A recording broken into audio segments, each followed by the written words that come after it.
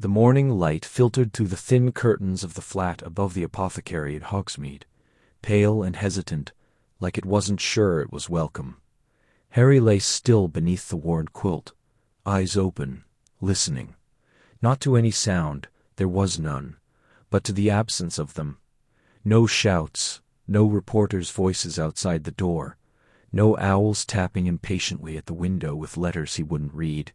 Just the soft creak of the floorboards settling, the distant chime of wind through glass bottles in the shop below, and the slow, steady rhythm of his own breath.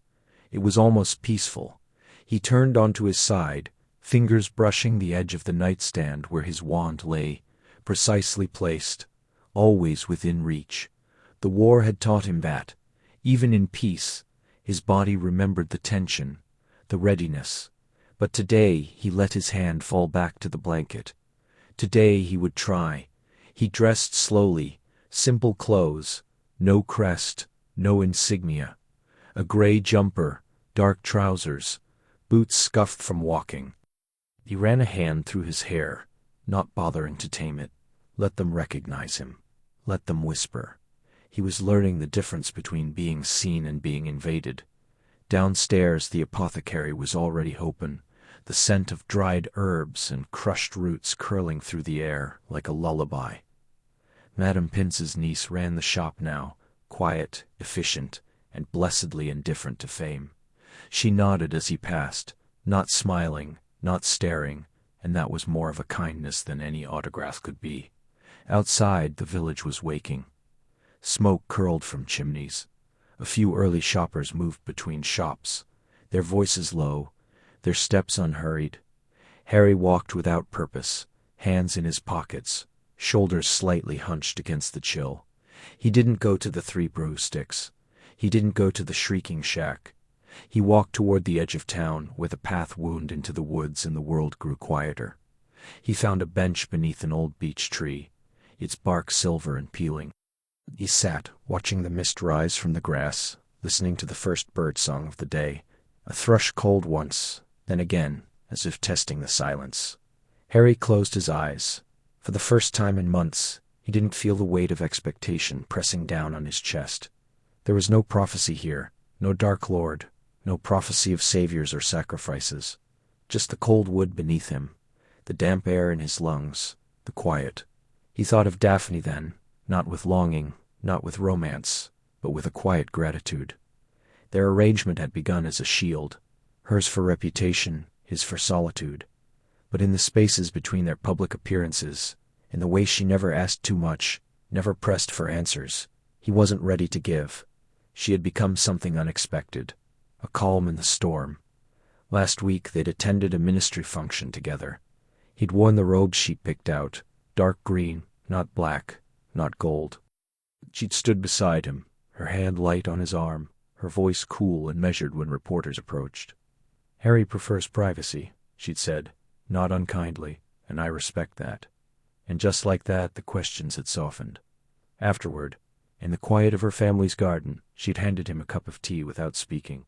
They'd sat on a stone bench beneath a wisteria vine, not touching, not talking. The silence had been easy, natural, like breathing. He missed those silences now. A leaf drifted down from the beach, landing on his knee. He picked it up, turning it between his fingers, golden brown, veined with time. He didn't know what he was searching for out here. Peace, perhaps, or just the courage to believe it was possible. Somewhere beyond the trees, a brook murmured over stones. Harry exhaled, long and slow, and for the first time in a long time, he felt almost like he could stay. The morning light filtered through the tall windows of the Greengrass drawing-room, pale and hesitant, as though it, too, feared to disturb the careful order of things. Daphne sat perfectly still, her hands folded in her lap, a cup of untouched tea cooling beside her. The house elves had polished every surface until the marble floors reflected the gilded ceiling like still water, and the scent of lavender and beeswax hung in the air, clean, controlled, deliberate. It was the kind of perfection that spoke not of comfort, but of performance. Outside, Diagon Alley bustled with a new kind of energy, cautious, rebuilding, hopeful. But within these walls time moved differently. Every gesture, every word was measured. Her mother had taught her that long before the war. Reputation is not inherited, it is maintained. And the Greengrass name, once whispered with respect, now carried the faint, clinging scent of doubt. Daphne had not spoken to her father since his release from Azkaban. He was in the East Wing, under ministry supervision, his wand still withheld. Her younger sister Astoria had fled to the south coast, writing only brief, cheerful letters that avoided all mention of home. Daphne stayed. She smiled at the right people. She wore the right robes. She accepted Harry Potter's arm at public functions with quiet grace, as though it were not a transaction but a choice. Today, the Warringtons were coming to tea. The Warringtons, old blood, neutral during the war, or so they claimed. They had not taken the mark, but they had not resisted either. And yet, their name remained unblemished, their vaults full, their daughter betrothed to a nephew of Augusta Longbottom. Neutrality, it seemed, was a luxury the Greengrasses could no longer afford. Daphne smoothed the fabric of her dress, ivory, modest, with silver thread tracing the hem like frost. Not too rich, not too plain, just enough to say, "Star, we are still here, we are still worthy." Star, the bell chimed. She rose, back straight, shoulders relaxed, and walked to the foyer with measured steps. The house elf opened the door, and there they were, Lady Warrington, in emerald velvet, her daughter Persephone trailing behind, like a shadow in lilac silk. "Daphne," Lady Warrington said, voice warm but eyes sharp. "How kind of you to receive us." "It is my honor," Daphne replied, inclining her head just so. "Please come in, tea is prepared." They settled in the drawing room, exchanging pleasantries that tasted like dust. Persephone sipped her tea and said nothing. Lady Warrington asked after Daphne's health, her studies, her thoughts on the new ministry reforms. Each question was a probe, wrapped in silk. "And Harry Potter?" she asked at last, setting her cup down with a soft clink. "Such a public courtship, one hears so many things." Daphne met her gaze without flinching. "Harry is kind, thoughtful. He respects my family." A pause, a smile that didn't reach the eyes. "Of course." "And the public appearances, do you find them tiring? All that attention?" "Not at all," Daphne said, folding her hands again. "Harry prefers quiet moments. We often walk in the gardens at the ministry, or read. People assume much, but they see little." Lady Warrington studied her. Then, slowly, she nodded. "Quiet is a rare virtue these days." The words hung in the air, fragile as spider silk. Later, after they had left with murmured goodbyes and promises to meet again, Daphne stood at the window, watching their carriage disappear down the lane. The silence of the house settled around her like a cloak. She closed her eyes. For a moment she let herself remember the last time she and Harry had truly spoken, not as symbols, not as pieces on a board, but as two people sitting by a lake at dusk, saying nothing at all. He had handed her a cup of tea from a thermos, steam curling into the cool air. No words, no expectations. Just the sound of water lapping at the shore, and the weight of a shared silence that felt, for the first time, like trust. She opened her eyes. The house was still. The performance was over, for now, that somewhere, beyond the walls, beyond the whispers and the watching eyes, that quiet was still possible, and she would not stop reaching for it. The Ministry of Magic hummed with the quiet industry of recovery.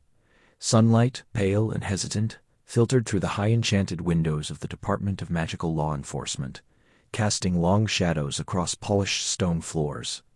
The air carried the faint scent of parchment, ink, and the lingering trace of spells long discharged.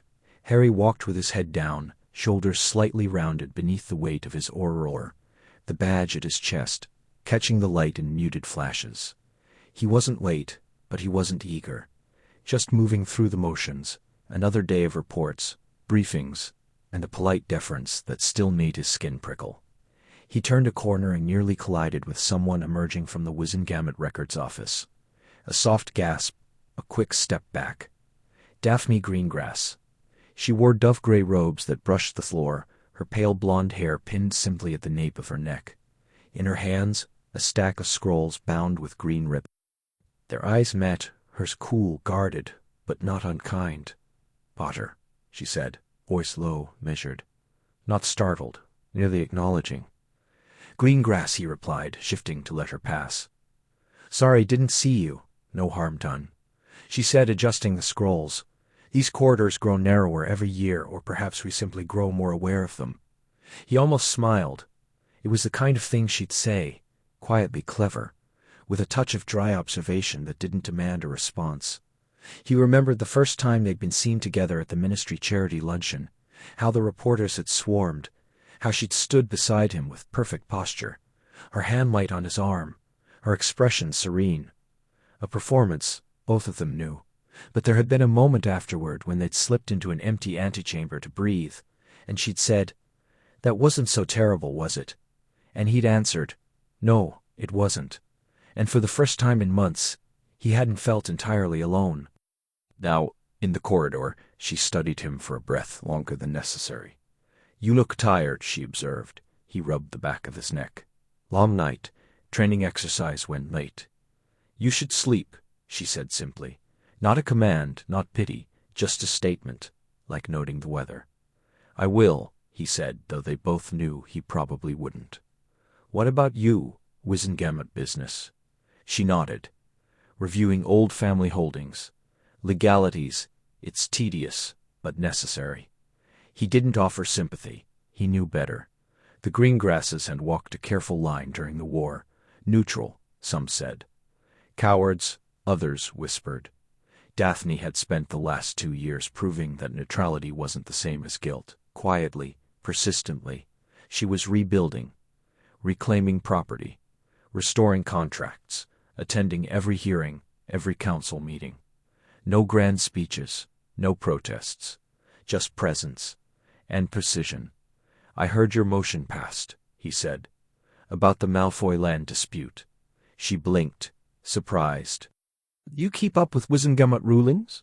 "I read the summaries," he said, "when I can." A small, almost imperceptible softening around her eyes. "Then you know it wasn't about the Malfoys. It was about precedent, about fairness." "I know," he said. And he did. He'd seen the files. He understood what she was doing, using the law like a scalpel, not a hammer. They stood in silence for a moment, the corridor stretching behind and before them, footsteps echoing faintly in the distance. A portrait of a stern-looking witch sniffed as she passed by in her frame. The air between them wasn't tense. It was settled, like two people who had learned the shape of each other's quiet. "I should go," she said at last. "Of course." She took a step, then paused. "There's a hearing next week, regarding the reclassification of restricted wards. You might find it relevant." He tilted his head. "You're bringing it up?" "I am," he nodded slowly. "I'll try to attend." She gave the faintest smile, more curve of the lips than an expression. "Don't force it, but if you're free, I'll be there." She inclined her head, then turned, her robes whispering against the stone as she walked away. Harry watched her go, the scrolls held close, her posture never faltering. And for the first time that day, the weight on his shoulders felt a little lighter. Not because of what was said, but because of what wasn't. The lake shimmered under a bruised twilight sky, its surface rippling with the breath of a cooling evening. Harry stood at the edge, hands buried in the pockets of his worn coat, watching the last light bleed into the water like ink and rain. He hadn't meant to come here, back to Hogwarts, back to memories that clung like damp robes. But the ministry gala had pressed too close, the stares too sharp, the congratulations too heavy. A simple nod from Minister Shacklebolt, a murmured word about diplomacy, and suddenly he was here, invited as a guest, not a student. Not a savior, but something in between, something on display. And then there was Daphne. She hadn't said much during dinner. Sat across from him at the Slytherin table. No, the restored house table, now polished and proud again. Her posture straight, her voice low when she spoke to Professor Sprout about restorative herbology. He'd caught her once, glancing toward the staff table, her expression unreadable. Not remorse, not defiance. Something quieter. Calculating? Maybe. Or just tired. He didn't know her. Not really. He knew her name from whispered rumors in the corridors of sixth year, from the way Pansy Parkinson sneered when Daphne stayed silent. He knew she'd kept her family's head down during the war, that her younger sister had been taken from Hogwarts before the final battle, spirited away by relatives in France. He knew the Greengrasses hadn't taken the mark, but he also knew that in the eyes of many, neutrality was its own kind of guilt. And yet, when she'd approached him at the edge of the lake, unexpected, unhurried, she hadn't spoken of politics or apologies. She'd simply said, "It's strange, isn't it?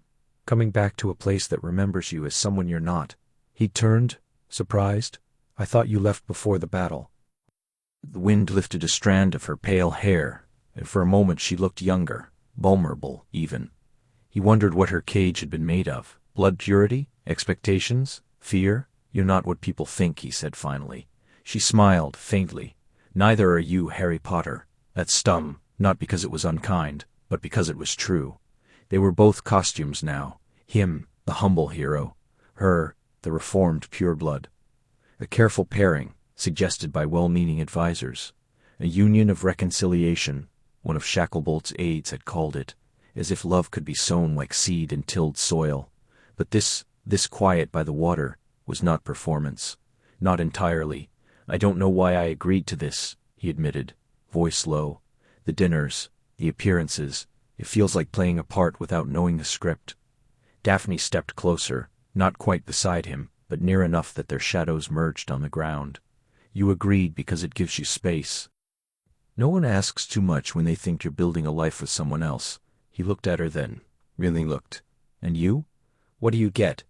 "A name that isn't whispered with suspicion," she said. "A chance to rebuild without looking over my shoulder. My grandmother used to say reputation is a mirror. Once cracked, it never reflects the same again. We're just polishing the edges." A loon called from across the lake, mournful and distant. Somewhere behind them, laughter drifted from the castle, bright and brittle. "I don't want to be anyone's symbol," he said. "No," she agreed. "But symbols are easier to manage than people. Maybe that's why they keep assigning them to us." He exhaled, long and slow. The truth sat between them, unspoken but present. This arrangement was a shelter, not a foundation. And yet, standing here with the water breathing at their feet and the stars beginning to pierce the dark, it felt like something else was taking root. Not love, not yet. But understanding. A quiet recognition of masks worn and the faces hidden beneath. "I should go back," he said. She nodded. "They'll wonder. They always do." But neither moved. Not yet. The night held them, and for once, it felt like enough. Rain tapped gently against the high windows of the Three Broomsticks, a soft, steady rhythm that blurred the edges of the world beyond the glass. Inside, the air was warm with the scent of butterbeer and damp wool, the low hum of conversation weaving through the room like a lullaby. Harry sat in a corner booth, his back to the wall, a half-finished drink cooling in front of him. He wasn't hiding, not exactly, but he was careful. The scar on his forehead still drew glances, and the weight of those stares, even after all this time, made his shoulders tense. Across the room, Daphne Greengrass entered with quiet precision, her cloak dark and unremarkable, her steps measured. She didn't look around, didn't pause. She had already seen him. She slid into the seat opposite, folding her hands on the table, her gaze level. "You're early," Harry said, voice low. "I dislike waiting," she replied, "and I dislike being kept waiting even more." He almost smiled. Almost. They had never been friends. Not enemies, not exactly, but separated by years of house rivalry, unspoken histories, and the long shadow of war. He had seen her name on lists, never accused, never charged, but her family had bent toward the wrong side, and everyone remembered. Still, she had stayed out of the fighting, neutral, careful, and now, here they were. "I assume you know why we're meeting," she said. "Blaise mentioned something," Harry said, swirling the amber liquid in his mug. "Said it might be worth my time." Daphne exhaled through her nose, a quiet, controlled breath. "Blaise has a flair for understatement. He also has connections, and an interest in seeing certain families rebuild without drawing the ministry's scrutiny." Harry looked at her then, really looked. Her hair was pulled back, severe, but a few loose strands curled at her temples. Her eyes were pale blue, watchful, but not unkind. "What are you proposing?" he asked. "A public arrangement," she said. "A relationship. Not real, not at first, but believable." He didn't laugh. He didn't scoff. He waited. "You gain distance," she said. People will stop asking when you're settling down with Ginny Weasley. They'll stop following you into muggle coffee shops. They'll stop writing articles about your lonely hero's heart. And you get legitimacy, Harry finished. She nodded once. The Greengrasses are rebuilding. We lost property, influence, allies. But we kept our name. If I'm seen with you, if we're seen together, it changes the narrative. I'm not the daughter of a sympathizer. I'm the woman standing beside the man who ended the war. Silence settled between them, thick but not uncomfortable. Outside, the rain slowed to a drizzle, and when people ask if it's serious, Harry said, we say it is, for now. We attend events. We're seen at dinners, at charity functions. We're careful, we're quiet. We don't lie, but we don't explain. He thought of the last time he'd tried to date Goblikly, how every word, every gesture had been dissected, how the press had turned warmth into scandal, affection into performance. This wasn't love, but it might be peace.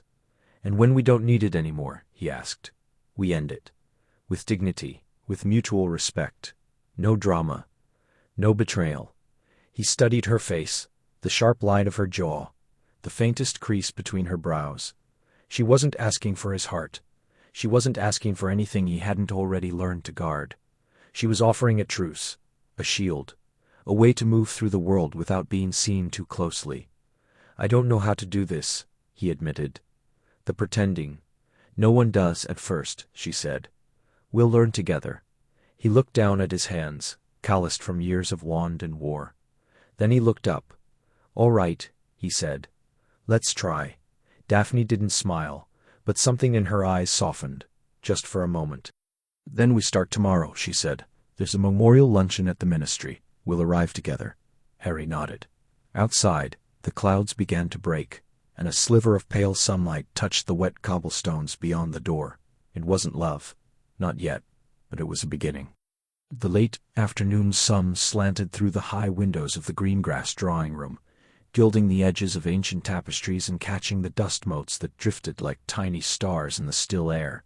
Daphne sat perfectly still on the edge of a velvet chaise, her hands folded in her lap, spine straight, face a mask of calm. She had chosen this room deliberately, neutral, elegant, just formal enough to remind him this was business, not sentiment.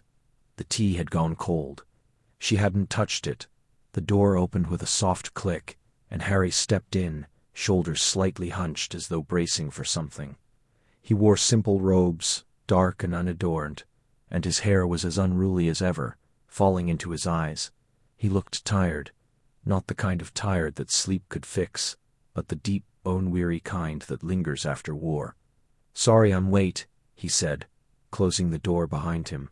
Creature decided today was the day to reorganize the entire attic. Again. Daphne gave a small...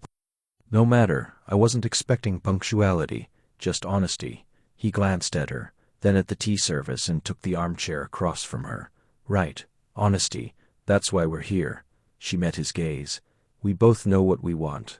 You want to disappear. I want to be seen. You want to avoid the press, the ministry functions, the endless questions.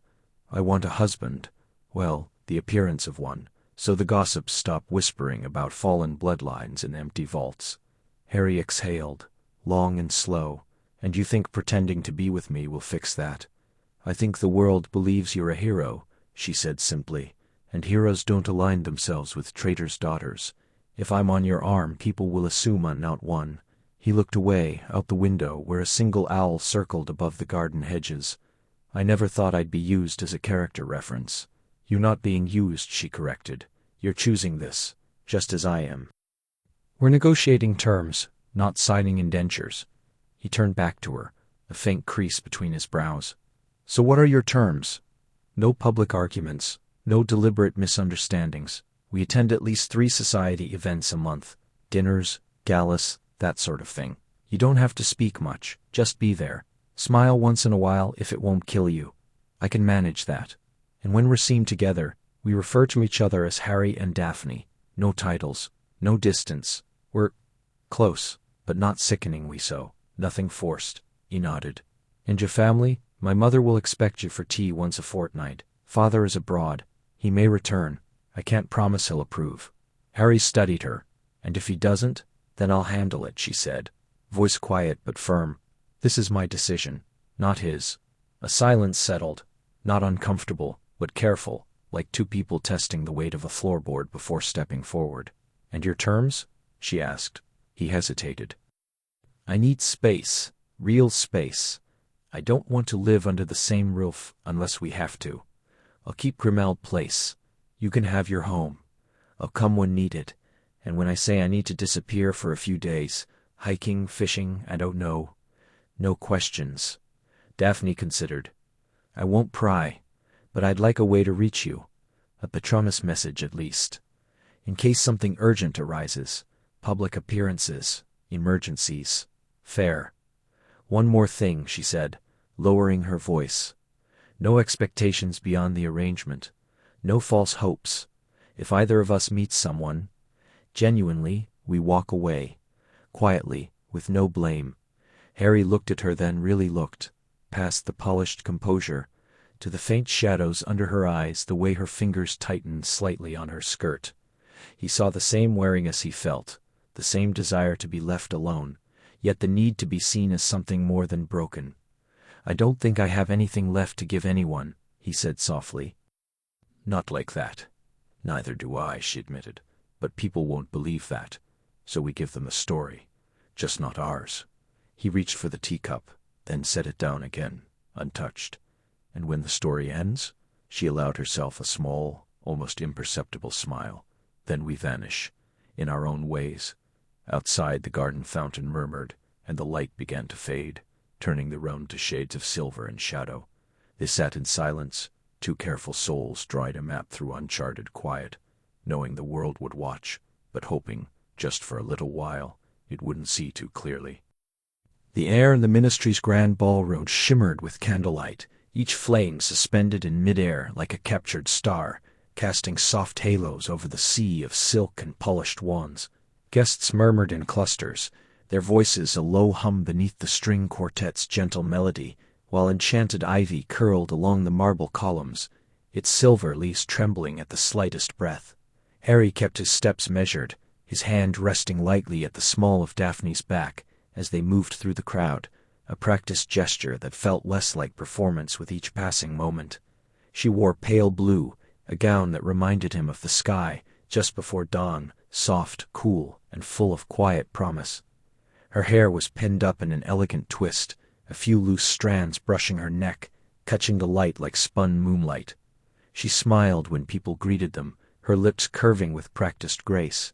Of her fingers, tucked into the crook of his arm, remained still, calm, controlled, betraying nothing. Potter, Greengrass. Minister Shacklebolt inclined his head as they approached, his deep voice cutting through the ambient chatter like a warm blade. Good to see you both representing unity so visibly.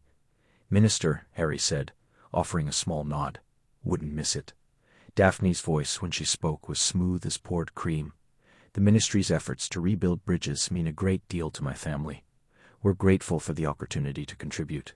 Shacklebolt's dark eyes flickered between them, searching, but whatever he hoped to find, doubt, tension, artifice. He didn't voice it. Instead, he gave a slow, approving smile. Then let's hope the public sees it the same way. They moved on, drifting toward the terrace doors where the night air beckoned, thick with the scent of jasmine and damp stone. Harry exhaled as they stepped outside, the weight of performance loosening just slightly. You were perfect in there, he murmured, glancing at her. So were you, she replied, not looking at him.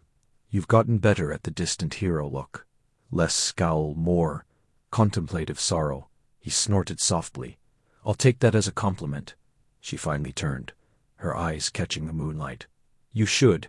It's not easy, pretending to care about pure-blood genealogies and charity endowments. But you didn't fidget. That's progress. He smiled then, a real one. Small, but there. I had good coaching. They stood in silence for a moment, shoulders nearly touching, watching the garden below. White lilies floated in the fountain, their petals glowing faintly under the floating lanterns. A breeze stirred the hem of her dress, lifting it just enough to reveal the tips of her silver shoes. I used to come to these events with my mother, she said, quiet, almost to herself. She'd remind me to stand straight, to speak only when spoken to to never let anyone see me hesitate. As if hesitation were a crime. Harry watched her profile, the delicate line of her jaw, the way her lashes lowered when she spoke of the past. Do you still feel like you're performing? Always, she admitted. But tonight, it's easier, because you're not watching me like you're waiting for me to slip. You're just here. He considered that. I suppose I could say the same about you. A soft laugh escaped her. No probing questions about my family's allegiances. No suspicion in your eyes when I mention my aunt's dinner parties. Not tonight, he said. Tonight, you're just Daphne, and I'm just someone standing with her in the moonlight. She looked at him then, really looked, and for the first time something unspoken passed between them. Not a declaration, not even a promise, but the quiet acknowledgement of a shared breath, a mutual relief. The world beyond the terrace still buzzed with judgment and memory, with ghosts and expectations. But here, in this fragile pocket of stillness, they were allowed to simply be. And for now, that was enough. The morning sun filtered through the tall windows of the Greengrass drawing room, painting golden stripes across the Persian rug where Daphne sat with a cup of jasmine tea steaming between her hands. The Daily Prophet lay open on the table, its front page dominated by a photograph of her and Harry Potter at the ministry's Unity Gala the night before. Her in silver blue silk, him in slightly ill-fitting dress robes, both wearing the careful, polished smiles of people who knew they were being watched. The headline read, "Star Potter's New Companion, a surprising alliance, or the start of something more?" Star, she didn't flinch. She had expected it, had planned for it. Across the room, Astoria flipped through a fashion journal, one eyebrow arched. "You looked composed," she said, not looking up, "which for you is practically glowing." Daphne exhaled through her nose, a quiet laugh. "I was composed. We had a script, smiles at the press, one dance, polite conversation with the minister. Nothing more. And yet," Astoria murmured, turning a page, "the prophet is already speculating about an engagement." Mother nearly fainted with joy when she saw the picture. Daphne sipped her tea, the warmth spreading through her chest. Her mother had indeed been radiant, pride shining in her eyes for the first time in years. The Greengrass name, once whispered with suspicion, now linked to the boy who lived. It was working, better than she'd hoped. But then, a knock at the door. A house elf slipped in, handing her a sealed envelope. No return address, but she knew the handwriting. She broke the seal slowly. "Star, meet me at the park near Euston Square. Noon. If you're free, Star." No signature. Just those words, "meet" and "restrained." She folded the note and tucked it into her sleeve. The park was quiet, the kind of London green space that felt forgotten between the rush of commuters. Harry stood beneath an elm, hands in his coat pockets, gazed fixed on the pond where a single mallard drifted in slow circles. He turned as she approached, and for a moment neither spoke. The city hummed in the distance, muffled by trees. "You got my note," he said. "I did," he nodded. "Saw the prophet. Sorry about the engagement rumors." She smiled faintly. "It's not your fault, and it's not unwelcome." "No," he glanced at her, curious. "No, my family needs stability, respect. This arrangement gives us that. You're a hero. Being seen with you is like standing in sunlight after years in the shade." He looked down, scuffed the gravel with his shoe. "And what about you? Do you want this? Or is it just strategy?" She considered. "A little of both, I think. But that doesn't mean it can't become real." He was quiet for a long moment. Then, "I didn't think I'd ever want to be seen again. After the war, all the stares, the expectations. But last night, it wasn't so bad." "Because you were there. You didn't look at me like I was a monument." "I don't," she said softly.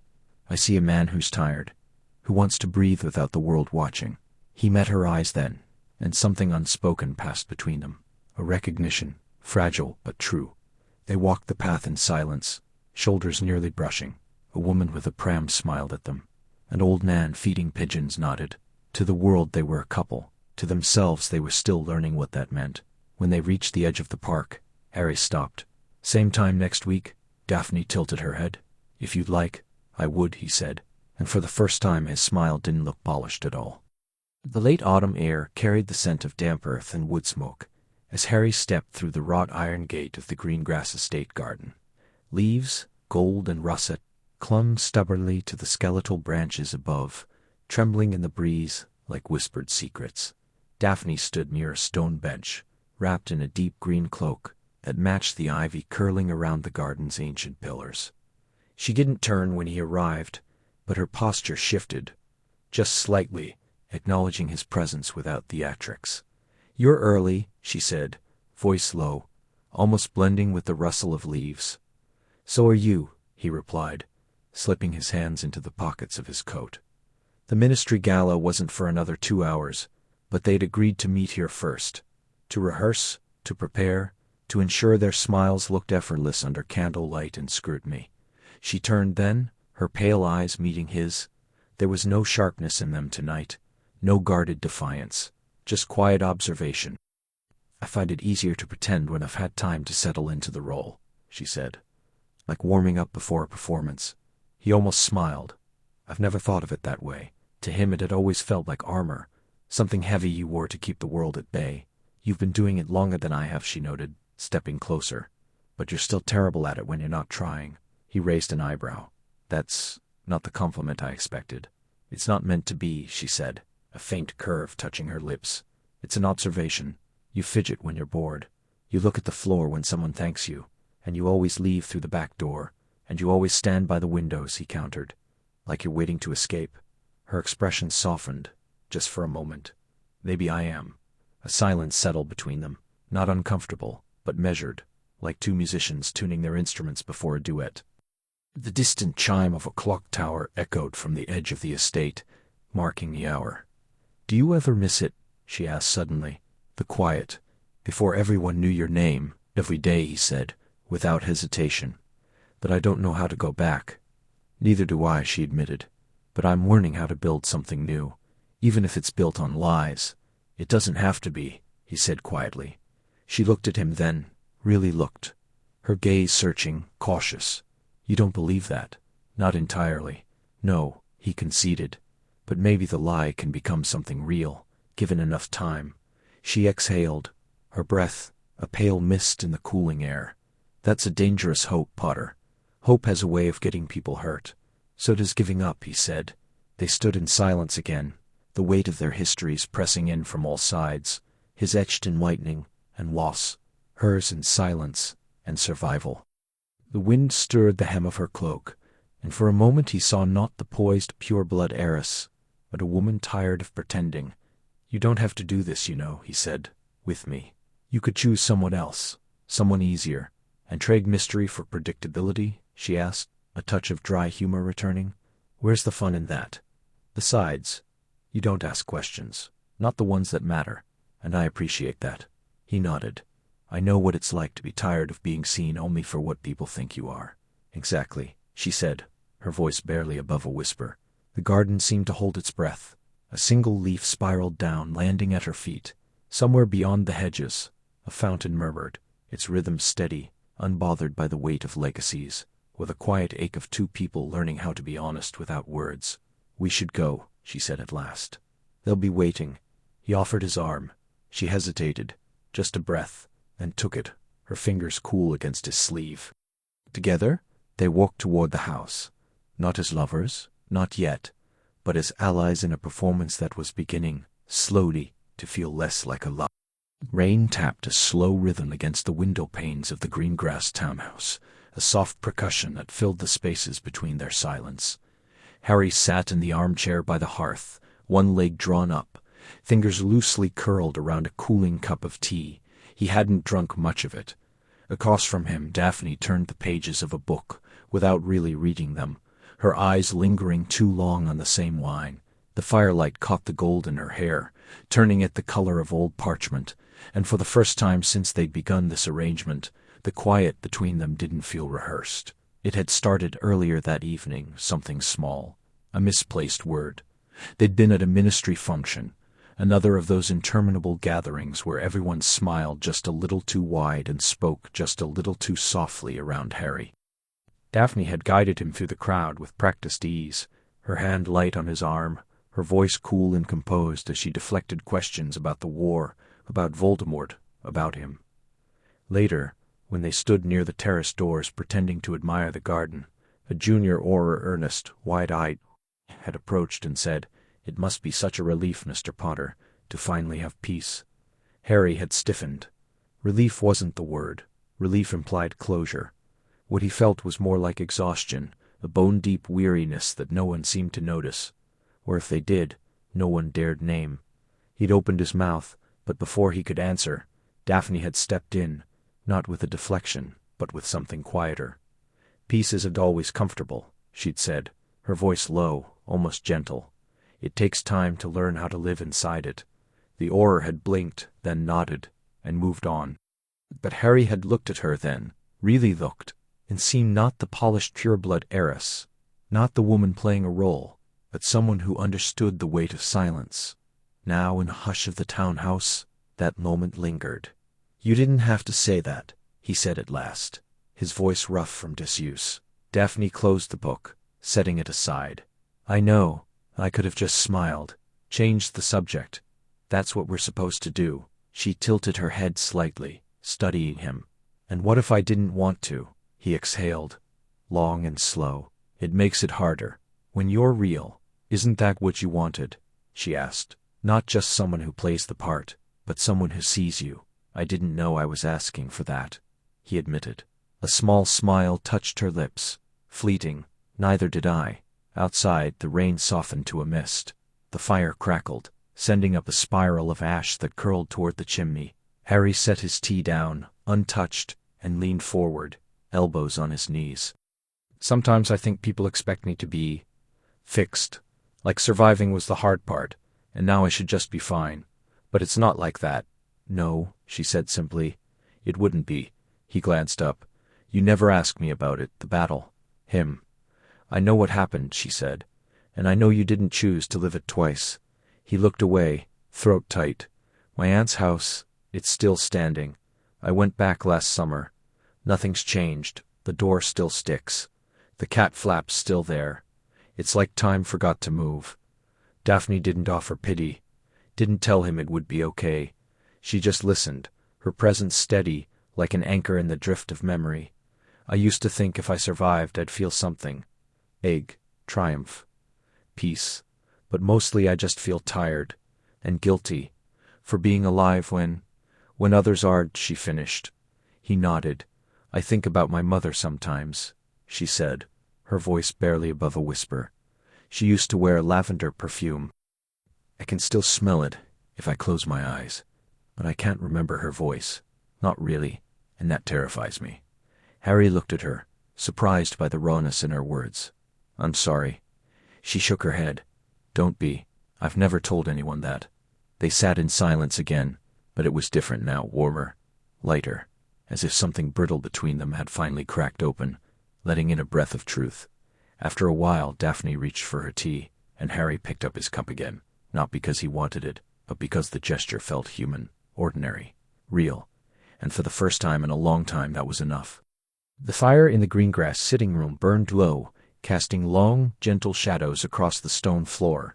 Rain tapped a quiet rhythm against the tall windows, a steady hush that wrapped the room like a blanket. Harry sat in the corner of the deep-set sofa, one leg drawn up, a book open but unread in his lap. He wasn't sure what Daphne was reading, something in French by the look of it, but the soft turn of a page, the occasional sip from her teacup, the way her fingers occasionally brushed a loose strand of hair behind her ear, these small sounds and movements had become familiar, almost comforting.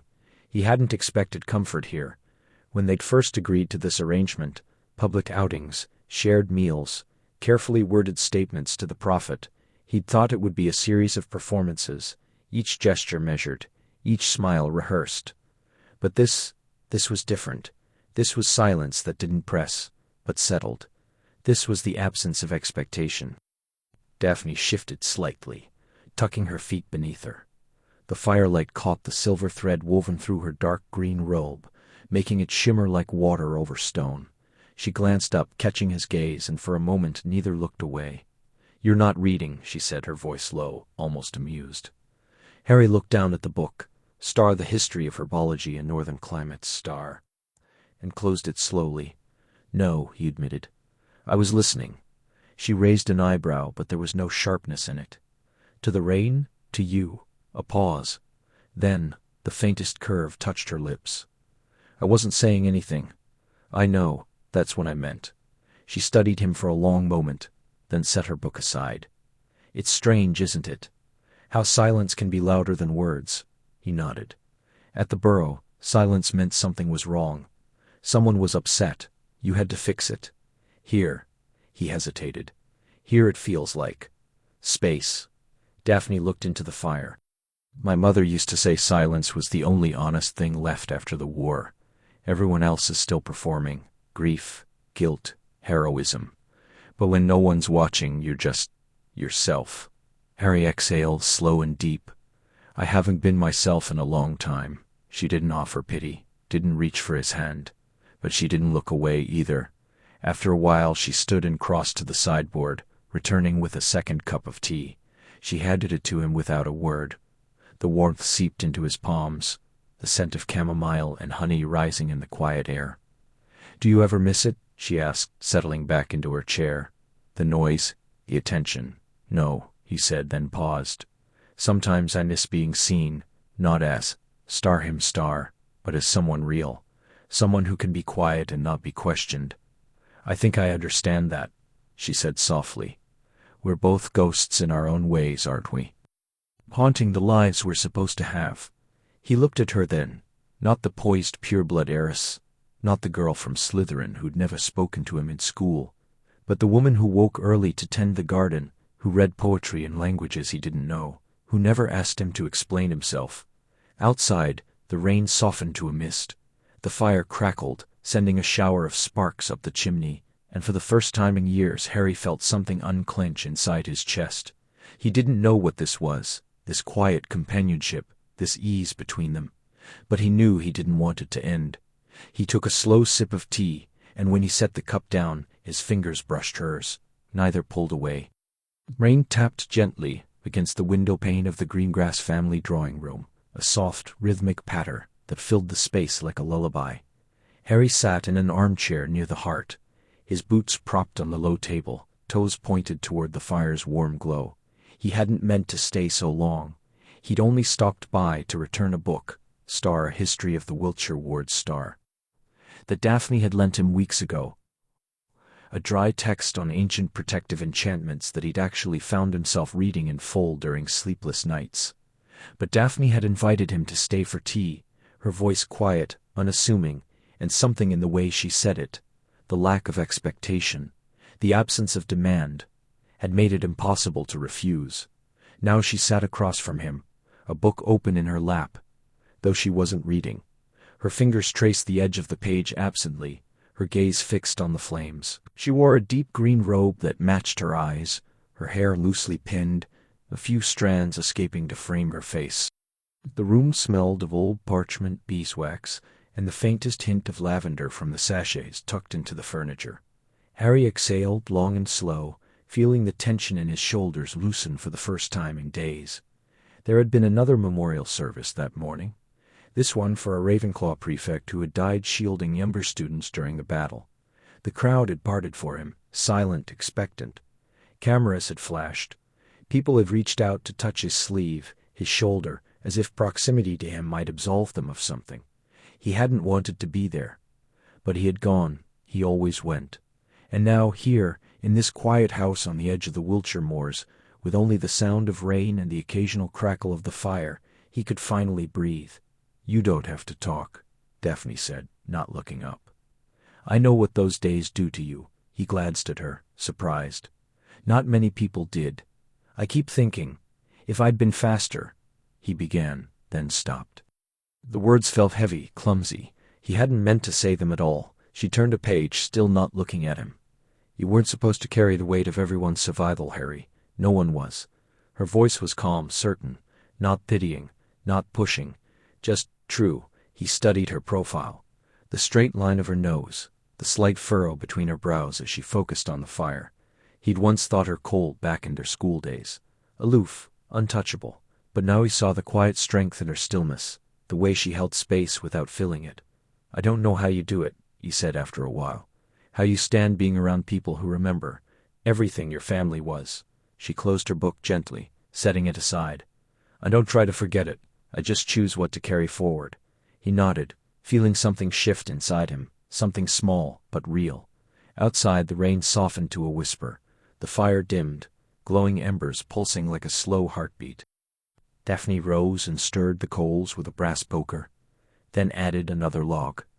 The flames flickered back to life, casting long shadows across the walls. You can stay as long as you like, she said, returning to her chair. No one will come looking, and for the first time in a long time, Harry believed it. The morning light filtered through the tall windows of the Greengrass conservatory, painting soft stripes across the marble floor. Daphne sat with her back straight, a cup of jasmine tea cooling in her hands, her gaze fixed on the garden beyond the glass. The roses were blooming again, deep crimson, nearly black at the heart, and she watched them without really seeing. Her mind was elsewhere, tracing the careful lines she had drawn around herself, checking each boundary like a ward against the wind. Harry had been at the manor the night before, invited under the pretense of a joint appearance at the upcoming ministry gala. It had been a polite evening, too polite, perhaps. They'd spoken of neutral things, the weather, the state of Diagon Alley, the absurdity of Witch's Weekly headlines. He'd laughed once, a low, quiet sound that made her fingers tighten around her teacup. It wasn't the laugh she remembered from the war years, harsh, strained, edged with disbelief, but something softer, tentative, like he was still learning how to let it out. She hadn't meant to notice. But she did. She noticed the way his glasses caught the candlelight, the faint scar at his temple barely visible beneath his fringe, the way he paused before answering questions, as if weighing not just the words but the space between them. He didn't push, he never did, and that, more than anything, unsettled her. Daphne, came a voice from the doorway, and she turned to see Astoria, wrapped in a pale blue dressing gown, her hair still damp from the bath. He was here last night, I heard. Astoria leaned against the sill, watching her sister. And nothing. We talked. We agreed on what to wear. He left. That's it? That's all it needs to be. Astoria didn't answer right away. She reached out, plucked a fallen petal from the windowsill, and let it drift to the floor. You don't have to pretend with me, you know. I see how you look at him when you think no one's watching. Daphne's breath caught, just slightly. I don't. You do. Astoria's voice was gentle, and he looks back. Not like the others do. Not with expectation. With curiosity. Like he's trying to understand a puzzle he didn't know he wanted to solve. Daphne set her cup down, the porcelain clicking against the saucer. It's an arrangement. That's all. Nothing more. Then why do you tense every time his name is mentioned in the prophet? Because the world insists on making it more than it is. And if it became more, Astoria asked softly, would that be so terrible? Daphne looked away, back to the garden. A breeze stirred the roses, and for a moment the scent of them, rich, melancholy, filled the air. She thought of Harry's hands, calloused from years of war and wandwork, resting lightly on the arm of the chair. She thought of the way he'd said her name the night before, not as a formality but with a quiet warmth, like it meant something. It would be dangerous, she said at last. Not because of who he is, but because of what it might make me want. And that was the truth she kept buried beneath layers of composure, beneath the careful distance she maintained with every measured word, every step taken just out of reach. She could manage the expectations, the whispers, the politics. But she wasn't sure she could manage the quiet ache that settled in her chest when he looked at her like she nattered. Not as a Greengrass, not as a symbol, but as Daphne. And so she held on to the distance. Not because she didn't feel, but because she felt too much. The morning light filtered through the gauzy curtains of the Greengrass sitting room, painting soft stripes across the worn Persian rug. Daphne sat with her tea untouched, her posture elegant even in repose, watching the steam curl upward like a slow exhalation. Outside, Diagon Alley was already stirring, shopkeepers lifting shutters, the distant chime of a bell above flourish and blots, the hush of early commerce. It was a fragile peace, this quiet, but it was there for now. Harry arrived with no fanfare, his boots quiet on the stone step, his cloak pulled close against the lingering chill of a London spring. He nodded to the house elf at the door, who vanished with a soft pop, and then he was there, tall, a little tired, his hair stubbornly untamed, despite his efforts. He smiled when he saw her, not the wide, practiced grin the prophet loved, but something smaller, quieter. Real. "Morning," he said, removing his cloak and draping it over the back of a chair. "Morning," she replied, pouring him tea without asking. "Milk, no sugar." She remembered. They didn't speak for a while. There was no need. The silence between them had grown comfortable, like a well-worn coat. It had started as necessity, two people playing roles in a world that demanded performance, but now it felt like something else. A language of its own. The prophet had run the story 2 days prior. Star Harry Potter spotted with Daphne Greengrass at St. Mungo's charity gala. A new chapter? Star the photo showed them standing close, her gloved hand resting lightly on his arm, his head bent toward hers as if sharing a secret. The caption had been kind. Respectful. More than kind. Approving. And approval, Daphne had learned, was currency. Her mother had wept when she read it.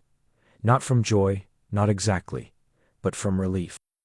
The Greengrass name had been tarnished, not by outright allegiance to Voldemort, but by association, by silence, by the careful neutrality that had saved them, and cost them everything. Now, with Harry Potter's quiet presence at her daughter's side, that neutrality was being rewritten. They were no longer ghosts at the edges of society. They were becoming people again. Harry stirred his tea, watching the spoon catch the light. "Your mother sent an owl," he said. Daphne raised an eyebrow. "Did she now?" "She invited us to tea. At the Manor, next week." A pause. Then, softly, "She's never liked me much. She likes me," Harry said, shrugging. "That's enough for now." Daphne looked at him, really looked. The lines at the corners of his eyes, the way his shoulders carried a weight even in stillness.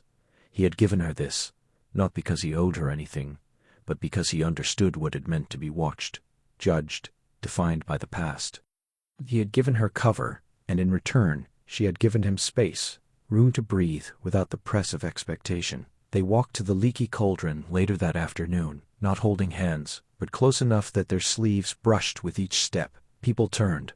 Some smiled, others whispered, but no one shouted, no one pointed with anger. A child ran past chasing a stray squeak toy, and Harry crouched to help retrieve it, handing it back with a soft word. The mother thanked him, not as the chosen one, but as a kind man. Daphne felt something warm bloom in her chest. At the pub, they sat in a corner booth, sharing a plate of shepherd's pie. Hannah Longbottom, round with child and radiant, brought them pumpkin juice with a wink. "You two look good together," she said, and it wasn't a question. "Thank you, Hannah," Daphne said, and meant it. Harry smiled into his glass. "We're getting better at this." At what? Being seen. She considered that. "Perhaps we're not just pretending anymore." He met her gaze then, and in the quiet space between heartbeats, something shifted. Not dramatic, not loud, but there like the first green shoot after a long winter, and for the first time, the performance felt like a promise. The rain tapped against the window pane of the Greengrass townhouse, like fingers testing a rhythm, soft and insistent. Inside, the fire in the sitting room flickered low, casting long shadows that danced across the bookshelves and the edge of the Persian rug, where Daphne sat, knees drawn to her chest, a cup of chamomile cooling in her hands. Harry stood by the mantel, not quite facing her, his silhouette framed in the dim light. He had apparated in quietly an hour ago. But tonight the performance had slipped. At the charity gala, a witch from the old circles had made a pointed comment about clever matches and damaged goods, her smile sharp as a curse.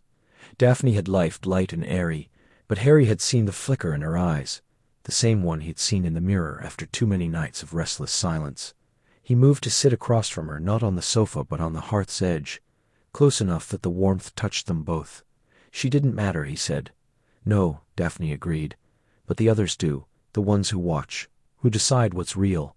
He looked at her then, really looked, not as the composed pureblood, not as the woman the world expected him to love, but as someone who sometimes tucked her hair behind her ear when she was tired, who stirred her tea 3 times clockwise before drinking, who never lied outright but rarely said everything. "Do you think we're convincing?" he asked. She exhaled, slow. "I think we're careful. That's not the same thing." "No," she admitted. "It isn't." The silence that followed wasn't empty. It was full of things unsaid, the way he always left space for her, at formal dinners. How she remembered he took his tea with honey, not sugar, how neither of them flinched when their hands brushed while reaching for the same book. Small things, real things. Or were they just habits dressed up as intimacy? I used to think this was just a transaction, he said. Protection, stability, a way to stop people from asking questions. And now? He hesitated. Now I wonder if I'm the one asking them. Daphne set her cup down. The firelight caught the silver thread in her robe, the faintest shimmer, like starlight on still water. What do you want to know? He didn't answer right away. Instead, he reached into his pocket and pulled out a small worn notebook, charmed, she knew, to resist damage. He opened it to a page filled with his handwriting, uneven but deliberate. I started writing things down, he said. Not spells, not memories, just moments, like the night you stayed with me after the memorial service. When everyone else left, you didn't. You just sat with me in the garden, she remembered. The air had been thick, with the scent of night-blooming jasmine. He hadn't spoken, neither had she. They'd watched the stars until dawn. You didn't have to do that, he said. It wasn't part of the plan. Whoa, she whispered. It wasn't. He closed the book. So what was it? She looked at him, her voice softer now, almost fragile. Maybe it was me deciding I didn't want to perform anymore. Not with you. The rain slowed. A single drop fell from the eaves, echoing in the quiet. Harry reached out, not to take her hand, but to brush a loose strand of hair from her forehead, a gesture so gentle it felt like a confession. Then maybe, he said, we're not pretending at all. The late autumn wind carried the scent of damp earth and dying leaves through the open window of Daphne's townhouse, fluttering the edges of a letter that lay on the mahogany table like a wounded bird. Harry stood near the hearth, hands tucked into the pockets of his robes, gaze fixed on the fire's slow dance. He hadn't meant to stay so late, but the silence between them had been easy, familiar, even, and leaving felt like breaking a spell.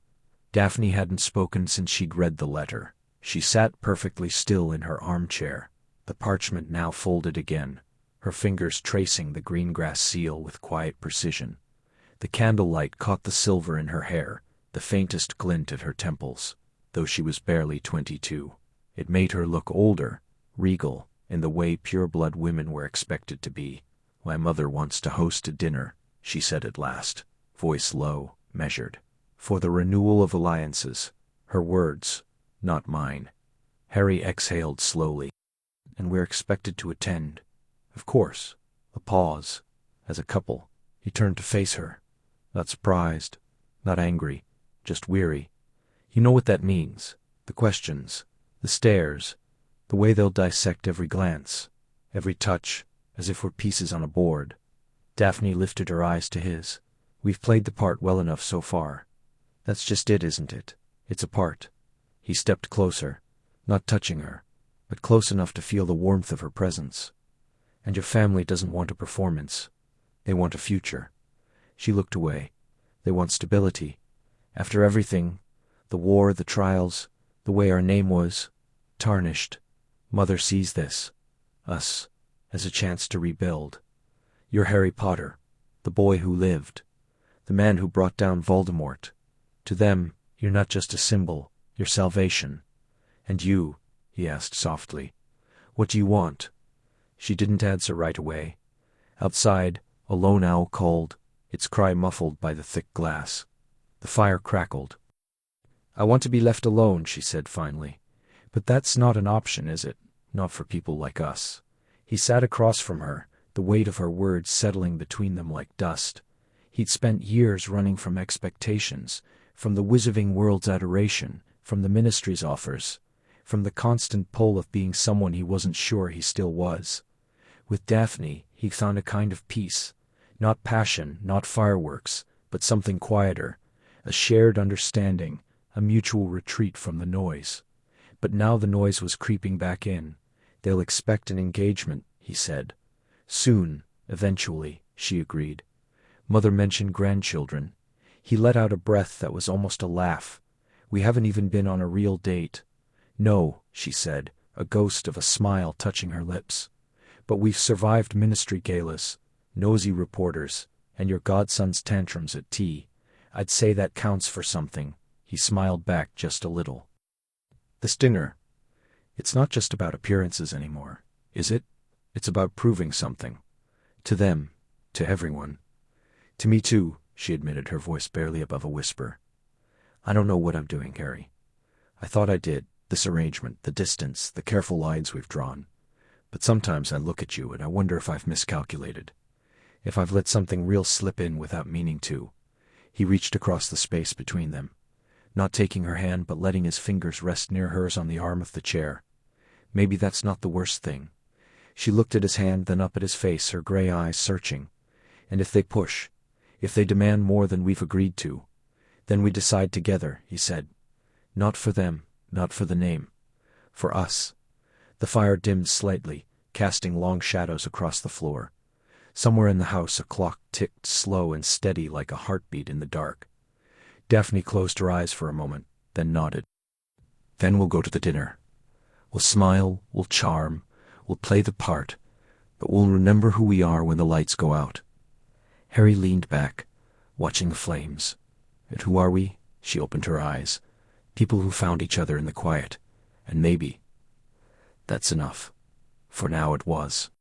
The rain had begun just after dusk, a soft, persistent drizzle that turned the cobbled paths of the Greengrass estate into silver threads beneath the garden lamps. Harry stood at the edge of the terrace, his hands in the pockets of his coat, watching the mist curl over the hedges like breath from some sleeping creature.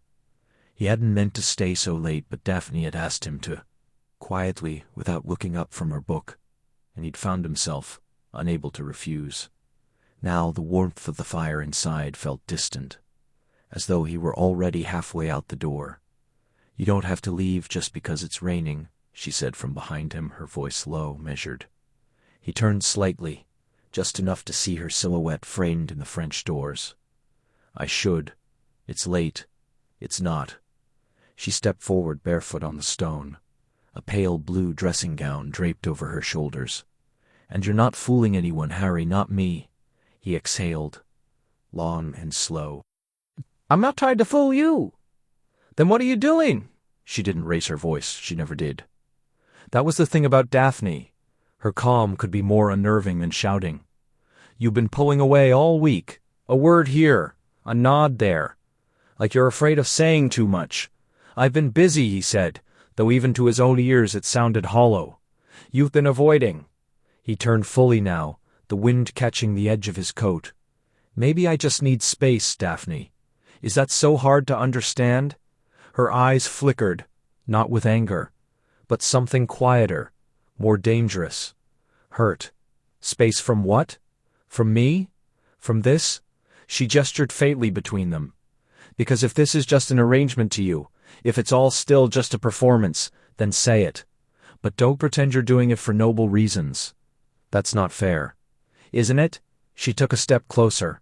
"You show up when it's convenient. You hold my hand at parties, smile for the prophet, and then vanish for days. And when I ask where you've been, you say, around. When I mention plans, you hesitate. When I try to talk about anything real, you change the subject. So forgive me if I wonder what exactly I'm supposed to be to you." Harry looked down. The rain had soaked through his shoes, cold and insistent. "I don't know how to do this," he admitted, his voice rough. "Any of it. Being seen, being expected, people watching, waiting for me to, I don't know, be some version of myself that doesn't exist anymore." "And you think I don't know what that's like?" she asked softly. "Do you think it's easy rebuilding a name that's been whispered in courtrooms and corridors? That my family's name isn't still stained, no matter how many charity galas I attend? I chose this, Star Us Star, because I thought you understood what it meant to be watched, to be judged. But you keep acting like you're the only one carrying a weight." He looked up then, really looked at her. The firelight caught the edges of her face, the faint shadows beneath her eyes. She wasn't angry, she was tired, and lonely. He saw it now, the quiet ache behind her composure. "I didn't mean to make you feel like you were alone in it," he said. I don't want to fail you, or mess this up. I hold back, because if I let myself—" He stopped, swallowed. "If I let myself care too much, and it all falls apart, I don't know if I can survive another loss like that. Daphne stepped forward, closed the distance between them. She didn't touch him, not yet. You think I'm not afraid too? She whispered. Of being used, of being seen only as a shield for you, or a stepping stone for me, when I stay, because I choose to, not because of the arrangement, because of Star, you Star. And for the first time in a long time, he didn't look away. Rain tapped a gentle rhythm against the high windows of the ministry's west corridor, a soft percussion that filled the silence between them. Harry walked with his hands in his pockets, shoulders slightly hunched as though carrying an invisible weight. He hadn't expected to see her here, not today, not in this quiet stretch of marble and shadow where most officials hurried past without a second glance. But there she was, Daphne Greengrass, standing before a forgotten fountain that hadn't worked in years, her pale fingers brushing the rim of the dry basin. He slowed, almost without meaning to. Didn't think anyone still came down this way. She turned, her expression unreadable for a moment, then softened, just slightly. Most don't. It's why I like it. Harry stepped closer, the echo of his boots faint on the stone. Avoiding the crowd, in a manner of speaking, she tilted her head toward the ceiling, where raindrops leaked through a hairline crack and landed with quiet precision into the fountain center. It's been doing that for weeks. No one's fixed it. He looked up, then back at the droplets, each one falling like a tiny metronome. Maybe it's better this way. Feels peaceful. Daphne exhaled, almost a laugh, but quieter, more private. You say that like you've been searching for peace. He didn't answer right away. Instead, he leaned against the fountain's edge, close enough to feel the cool mist rising from the accumulating water. Sometimes I think I'd give anything to be invisible. Not the boy who lived, not the Auror, just someone who walks into a room and no one turns their head. She studied him, not with pity, but with something like recognition. And yet, here you are, still showing up. He glanced at her. So are you. A pause. The rain continued its steady descent. I don't show up for recognition, she said at last. I show up because not showing up means letting the past win, and I've spent too long letting it win. Harry looked at her then, not just at her face, but at the way she held herself, the quiet strength in her stillness. He'd known her for months now, bound by the careful choreography of public appearances, the staged smiles at ministry galas, the polite exchanges over tea, at functions neither of them particularly enjoyed. But this was different. No audience, no script. He reached into his coat and pulled out a handkerchief, worn but clean, and knelt by the fountain. Without a word, he began to absorb the water pooling at the base, the fabric darkening slowly. Daphne watched him, then knelt beside him, lifting her wand with a murmured charm. A soft blue light curled from the tip, and the droplets above slowed, then reversed, rising like silver threads back toward the ceiling. The crack sealed with a whisper. Harry blinked. That was subtle. She lowered her wand. Mother always said the most powerful magic is the kind no one notices. He smiled, genuinely, for the first time in days. She sounds wise. She was. Daphne tucked her wand away, her voice softer now. She also said that people who seek quiet are often the ones who've heard too much noise. Harry folded the damp handkerchief, his movements slow. I think I'm starting to understand that. They sat back on their heels for a moment, neither speaking, both listening to the absence of rain in the fountain.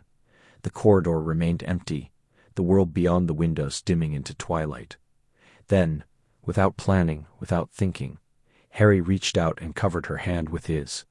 Just for a second, just long enough to feel the warmth of her skin, the faint tremor beneath her calm. She didn't pull away. And in that small, unplanned moment, something shifted, like a door left ajar, letting in a breath of air neither had realized they needed. The autumn air carried the scent of damp earth and wood smoke, as Harry walked the perimeter of Greengrass Manor's walled garden, his hands tucked deep into the pockets of his worn leather jacket. The sun had not yet risen, but the sky bled soft hues of lavender and rose behind the distant hills, casting long shadows across the frost-kissed grass. He didn't need to be here, not really, but he had found himself returning more often than he cared to admit, drawn by the quiet and the unspoken understanding. that lived in the space between him and Daphne. She was already there, seated on a stone bench beneath a skeletal apple tree, wrapped in a deep green cloak, lined with fox fur. A book lay open in her lap, though her eyes were distant, fixed on the horizon as if waiting for something only she could see. She didn't startle when he approached, only turned her head slightly, acknowledging him with the faintest tilt of her chin. "Early for a Sunday," she murmured. "Couldn't sleep," he said, stopping a few paces away. "You?" "I find mornings easier than nights," she replied, closing the book slowly. "Fewer ghosts." He didn't ask what she meant. He knew in a way. They both did. He stepped closer, hands still buried, shoulders hunched against the chill. "You're always here. And you're always watching," she said not unkindly. "From the edge, like you're afraid to step in." He exhaled, a soft puff of white in the cold. "Maybe I am," she studied him then. Not with scrutiny, but with something quieter, something that felt like recognition. Her gaze lingered on the faint scar at his temple, the one that caught the light just so, and then dropped to his hands, still hidden. "You don't have to hide here, Harry." "I'm not hiding," he said, though the words lacked conviction. "You are," she said simply. "But so am I. That's why it works." He looked at her then. Really looked. Not at the polished hair coiled at her nape, not at the elegant lines of her family crest embroidered on her cloak, but at the small crease between her brows, the faint shadow beneath her eyes. She was tired, not from lack of sleep, but from carrying something heavy and unseen. "You don't have to do this alone," he said, softer than he meant to. She smiled, just a curve of her lips, brief and fragile. "Neither do you." A silence settled between them, but it wasn't empty. It was full of things unsaid, of glances held a second too long, of breaths that matched without intention. Somewhere beyond the wall, a bird called, a single clear note that hung in the air before fading. He sat beside her, not too close, but close enough that their shoulders almost touched. The stone was cold, but he didn't mind. She didn't move away. "You know," she said, after a while, voice low, "when this arrangement began, I thought you'd be the hardest part. Loud, reckless, unpredictable." "Oh, and now?" he asked, turning his head toward her. She met his eyes. "Now I think you're the quietest person I've ever known." He blinked, something warm and unfamiliar stirring in his chest. "That's not what people say about me." "No," she agreed, "but people don't see what I see." And for the first time he wondered if anyone ever had. Rain tapped gently against the window pane of the Greengrass drawing room, a soft, steady rhythm, like a lullaby half-remembered. Daphne sat near the fire, a book open in her lap, though she hadn't turned a page in nearly 10 minutes. The flames flickered, casting long shadows that danced across the embroidered crest above the mantel. The Greengrass eagle, wings spread in silent vigil. She stared at it, not with pride, but with the quiet ache of inheritance. The name meant something. It always had. Once it had meant influence, lineage, whispered respect in the right circles. Now it meant scrutiny, questions, the unspoken judgment that lingered in every polite smile, every pause before a greeting. Star Greengrass, connected, neutral, but not clean. Star, she had spent years untangling the threads of that neutrality, rebuilding trust one careful conversation at a time, and now her name was being tied, publicly, irrevocably, to another name that carried its own impossible weight, Harry Potter. She exhaled, slow and measured, closing the book with 2 fingers. Outside, the garden mist curled around the hedges like silver breath. She had agreed to this arrangement, not out of ambition, but necessity. A relationship with him was a shield, not a romance. It told the world she was not hiding, that she had nothing to atone for, and nothing to fear, that she was choosing her place in this new world, not waiting for it to be assigned. But names had gravity. They pulled at you, shaped the air around you, made every gesture seem symbolic. A soft knock came at the door. "Daphne?" She turned. Harry stood in the doorway, shoulders slightly hunched, as though he still expected to be too large for the room. He wore a simple jumper, sleeves pushed up, and his glasses were slightly askew. He looked more like a student than a savior. "You're up late," he said, stepping inside. "So are you," she replied, voice low. He moved to the hearth, warming his hands. "Couldn't sleep." "Creature made tea. I brought some." He offered her a chipped porcelain cup. She took it, the warmth seeping into her palms. "Thank you." They sat in silence for a while, the only sound the rain and the occasional crackle of the fire. It was a silence they had learned to share, comfortable, not empty, not avoidance, but presence. "You're thinking about the name again, aren't you?" he asked, not looking at her. She tilted her head. "How do you know?" He gave a small, tired smile. "Because I do it too. Every time someone says Harry Potter, like it means something more than a bloke who survived too much." Daphne wrapped her fingers tighter around the cup. "It's not just survival. You changed things. Maybe," he said. "But I didn't ask to be the symbol. I didn't ask for the weight." "No," she said softly, "and I didn't ask for mine either." He finally looked at her then. Really looked. Green eyes steady, searching. "They expect things from you, don't they?" "From the name," she nodded. "To be cold, calculating, to have an agenda.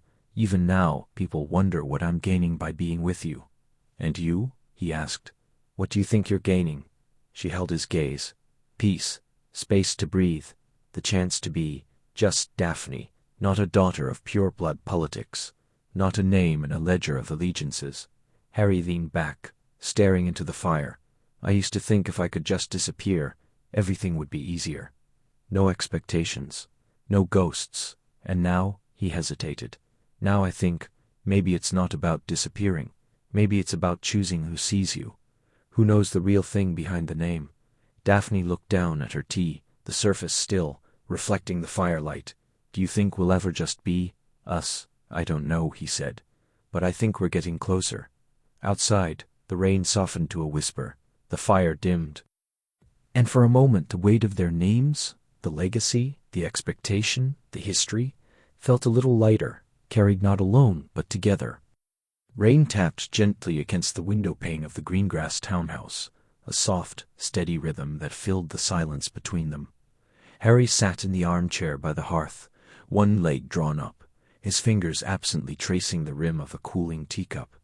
Across from him, Daphne lay stretched along the chaise, a book open in her lap, though her eyes hadn't moved in minutes.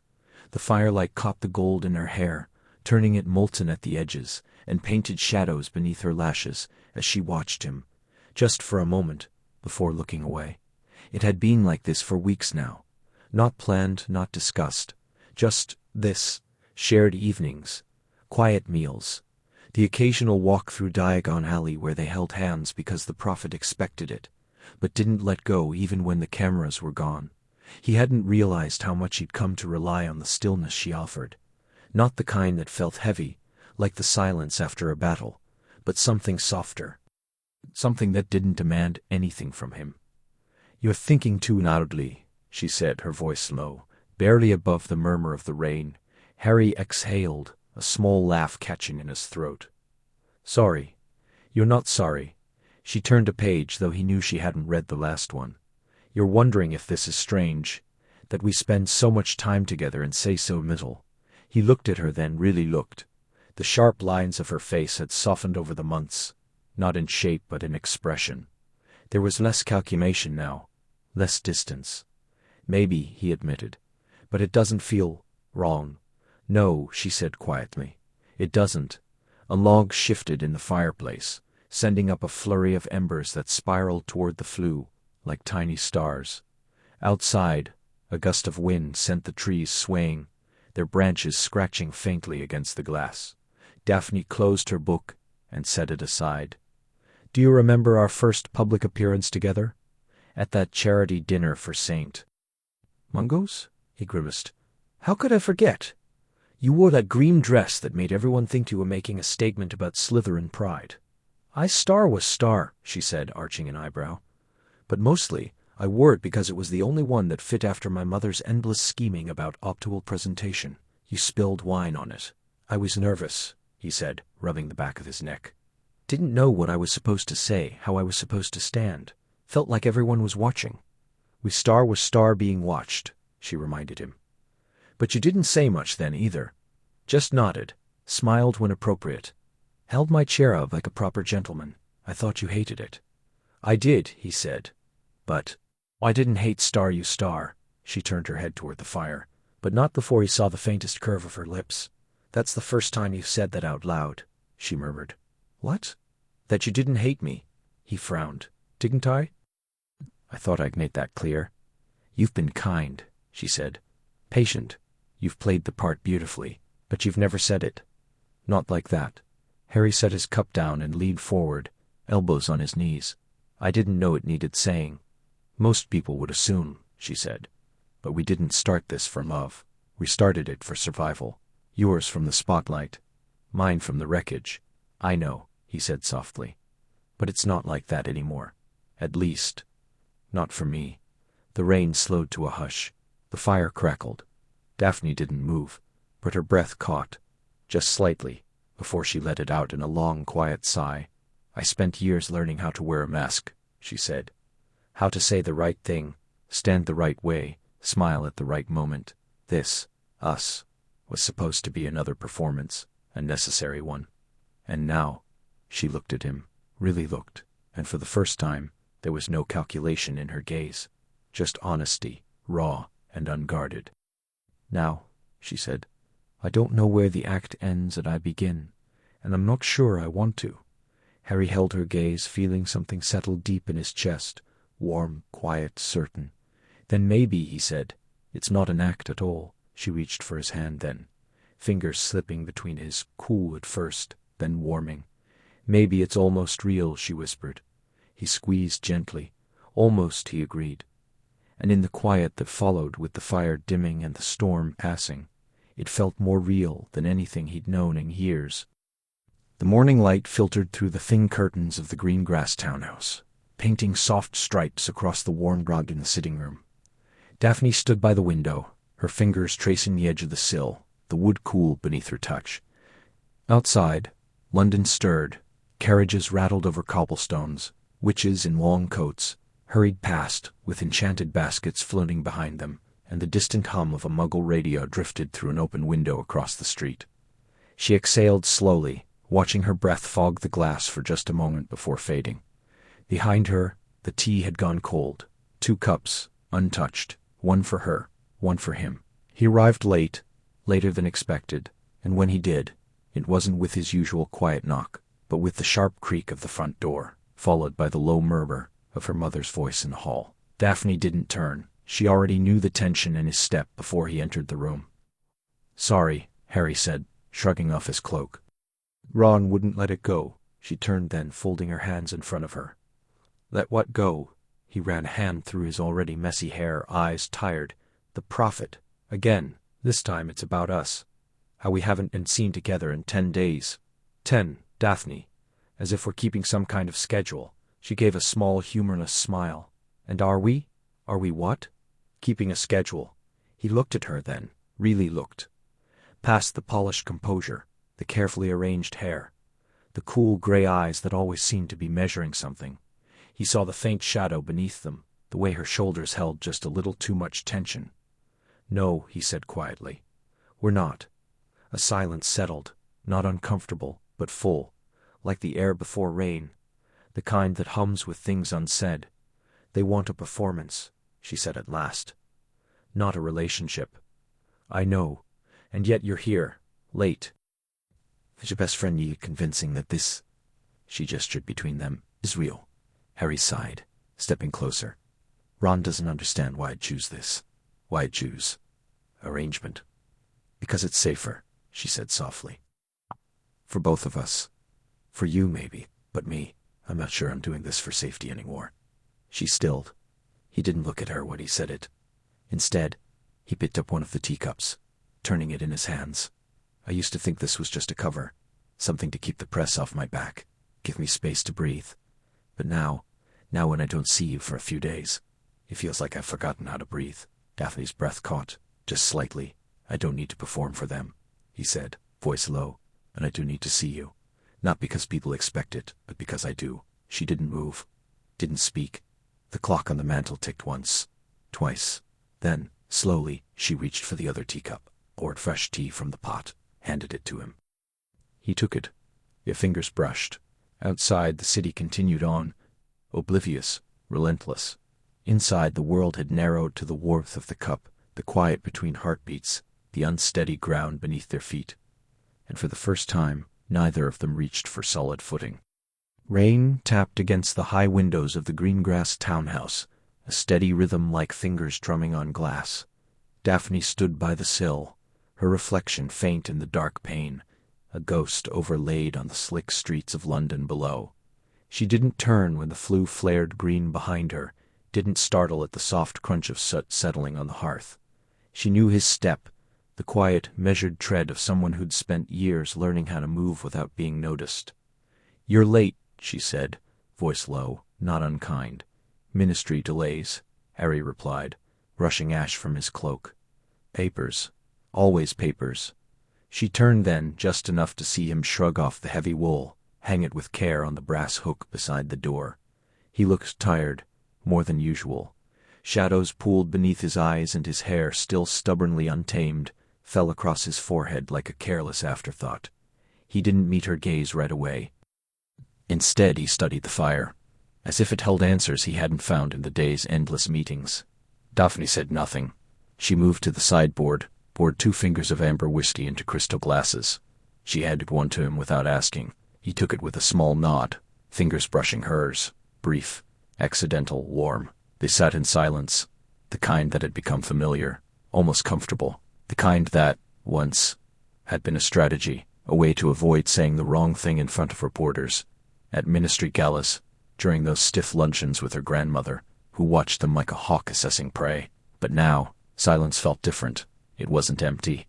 It was full of things unsaid, of glances held too long, of hands almost reaching. Outside, the rain slowed to a hush. Inside, the fire crackled, sending sparks skittering up the flue.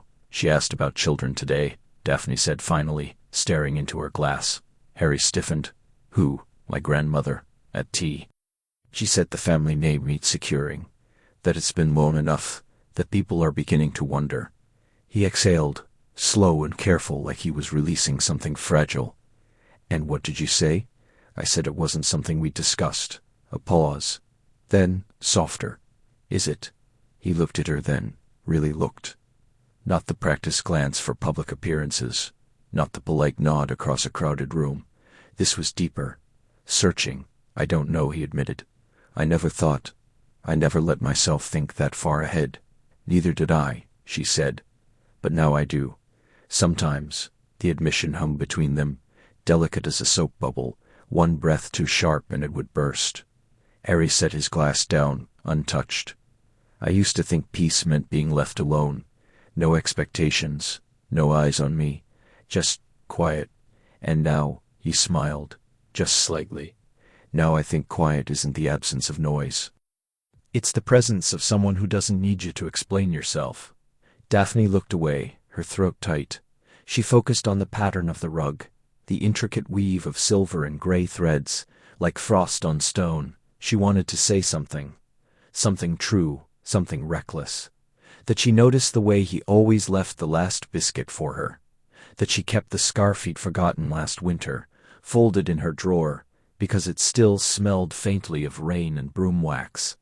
That when he walked into a room, her breath caught, just a little, but she didn't. Instead, she said, "Your glass is getting warm." He laughed, soft, surprised, and picked it up. "So it is." They sat again in silence, but this time, it wasn't a shield, it was a bridge, and though neither of them crossed it, they both stood at the edge, feeling its weight, wondering what lay on the other side. Rain tapped gently against the high windows of the Greengrass conservatory, a soft rhythm like fingers brushing parchment. Daphne sat cross-legged on the velvet chaise, a book open in her lap though her eyes were closed. The scent of damp earth and jasmine curled through the air, mingling with the faint trace of lavender in her hair. She didn't hear him enter. Harry had long since mastered the art of quiet movement. But she felt the shift in the room, the subtle change in breath, the way the light dimmed as he paused in the doorway. "You're not reading," he said. his voice low, almost reverent in the hush. Her lashes fluttered open. "No, just listening." He stepped inside, closing the door behind him with a soft click. "To the rain, to everything," she answered. "To the quiet." He smiled faintly and moved to the armchair across from her, sinking into it with a sigh that seemed to carry the weight of years. "It's strange, isn't it? How quiet feels heavier now than noise ever did." She studied him, the shadows beneath his eyes, the way his fingers curled loosely around the armrest, the quiet exhaustion in his posture. "Not strange," she said. "Necessary. We've had enough noise to last 10 lifetimes. He nodded, gaze drifting to the rain-streaked glass. "I used to think peace would feel like celebration. Fireworks, parades, people shouting my name like it meant something good. And now it just feels like this," he murmured. "Like sitting in a room with someone who doesn't need me to be anything." A warmth bloomed in her chest, quiet and unasked for. "That's not nothing, Harry." "No, maybe it's everything." Silence settled again, but it was different now. No longer the careful distance of strategy, but something softer, like moss growing over stone. She turned a page of her book without reading it. "You didn't come to the ministry gala." "Didn't feel like pretending to enjoy myself in front of 100 people who still don't know whether to thank me or curse me under their breath. You could have brought me. We could have pretended together." He looked at her then, really looked. Her pale gold hair falling over one shoulder, her fingers tracing the gilded edge of the book, the faintest hint of a smile playing at the corner of her lips. "You'd have endured that for me." "I endure a great many things for the sake of appearances," she said lightly. "But with you it doesn't feel like endurance." He exhaled, slow and deep, as if releasing something long held. "I keep waiting for you to ask for something. For favors, for influence, for a name to hang on your arm like a trophy, and I keep waiting for you to disappear," she admitted. "To wake up one day and decide this is too much, that you'd rather be alone. We're both terrible at expectations, aren't we? Worse at pretending we don't care." He reached for the teacup on the side table, long gone cold. "I brought you something," he said, setting it down and pulling a small velvet pouch from his pocket. Not grand, not political. She took it, loosened the drawstring, and tipped a smooth silver-blue stone into her palm. "Moonstone," she whispered. "Saw it in Diagon Alley. The shopkeeper said it helps with calm, with clarity. It's beautiful, like moonlight caught in glass." She turned it over, watching how it caught the dim light, how it warmed in her hand. "You didn't have to. I know, but I wanted to. And that, more than any grand gesture, more than any public declaration, was what made her throat tighten. Not obligation, not arrangement, want." "Thank you," she said softly. He nodded, eyes warm. For once it didn't feel like a performance. Just two people, breathing in the same quiet room, letting the rain speak for them. The morning sun filtered through the high windows of the ministry atrium, casting long, pale fingers across the marble floor, but Harry barely noticed. He kept his head down, shoulders slightly hunched beneath his aurora robes, as if that could make him invisible. It never worked. Whispers curled around him like smoke, soft, insistent, impossible to ignore. He caught fragments. "Star, there he is. With her again? Can't believe Daphne Greengrass of all people. Star." He clenched his jaw and walked faster, but there was no outrunning the weight of eyes. Daphne stood near the fountain, one hand resting lightly on the rim, her posture poised, her expression unreadable. She looked every inch the pure-blood heir, elegant, composed, untouchable. Only Harry noticed the faint tension in her fingers, the way her thumb traced a slow circle over the cool stone. She turned as he approached, and for a moment her mask slipped, just enough for him to see the wariness beneath. "They're worse today," she murmured, not looking at him directly. Her voice was low, almost lost beneath the chime of the enchanted ceiling.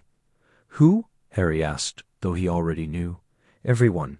She gave a small, humorless smile. "The prophet's been asking for interviews. My mother wants me to say yes. Says it's good for the family name." Harry exhaled through his nose. "And what do you want?"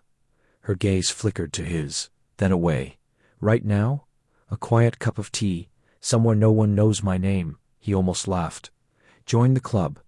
They started walking, side by side, not quite touching. The corridors of the ministry narrowed as they moved deeper into the building. the noise fading into a hush, broken only by their footsteps and the occasional rustle of parchment from an open office. It was quieter here, safer. For a while they didn't speak. There was comfort in that. No need to perform, no audience to please. But the silence didn't last. "Did you see the article this morning?" Daphne asked finally, her voice careful. Harry shook his head. "I stopped reading them months ago." "It wasn't about you, not really. It was about us, speculating, about engagements, about alliances." She paused. "About how convenient it is that the boy who lived is seen so often with a Greengrass." Harry frowned. "Convenient how?" "Convenient for me, of course. Restoring my family's reputation. Using you." She said it flatly, but there was something brittle underneath. "They don't know you've been the one asking me to stay close. That it was your idea to be seen together." He glanced at her, surprised. "You told someone that?" "No, but sometimes I wonder if the truth matters at all. If the story is already written, does it change anything to correct it?" He didn't answer right away. They turned a corner, and the corridor opened into a small, forgotten courtyard, overgrown with ivy, lit by a single, dusty skylight. A bench sat beneath a crumbling arch, half hidden by vines.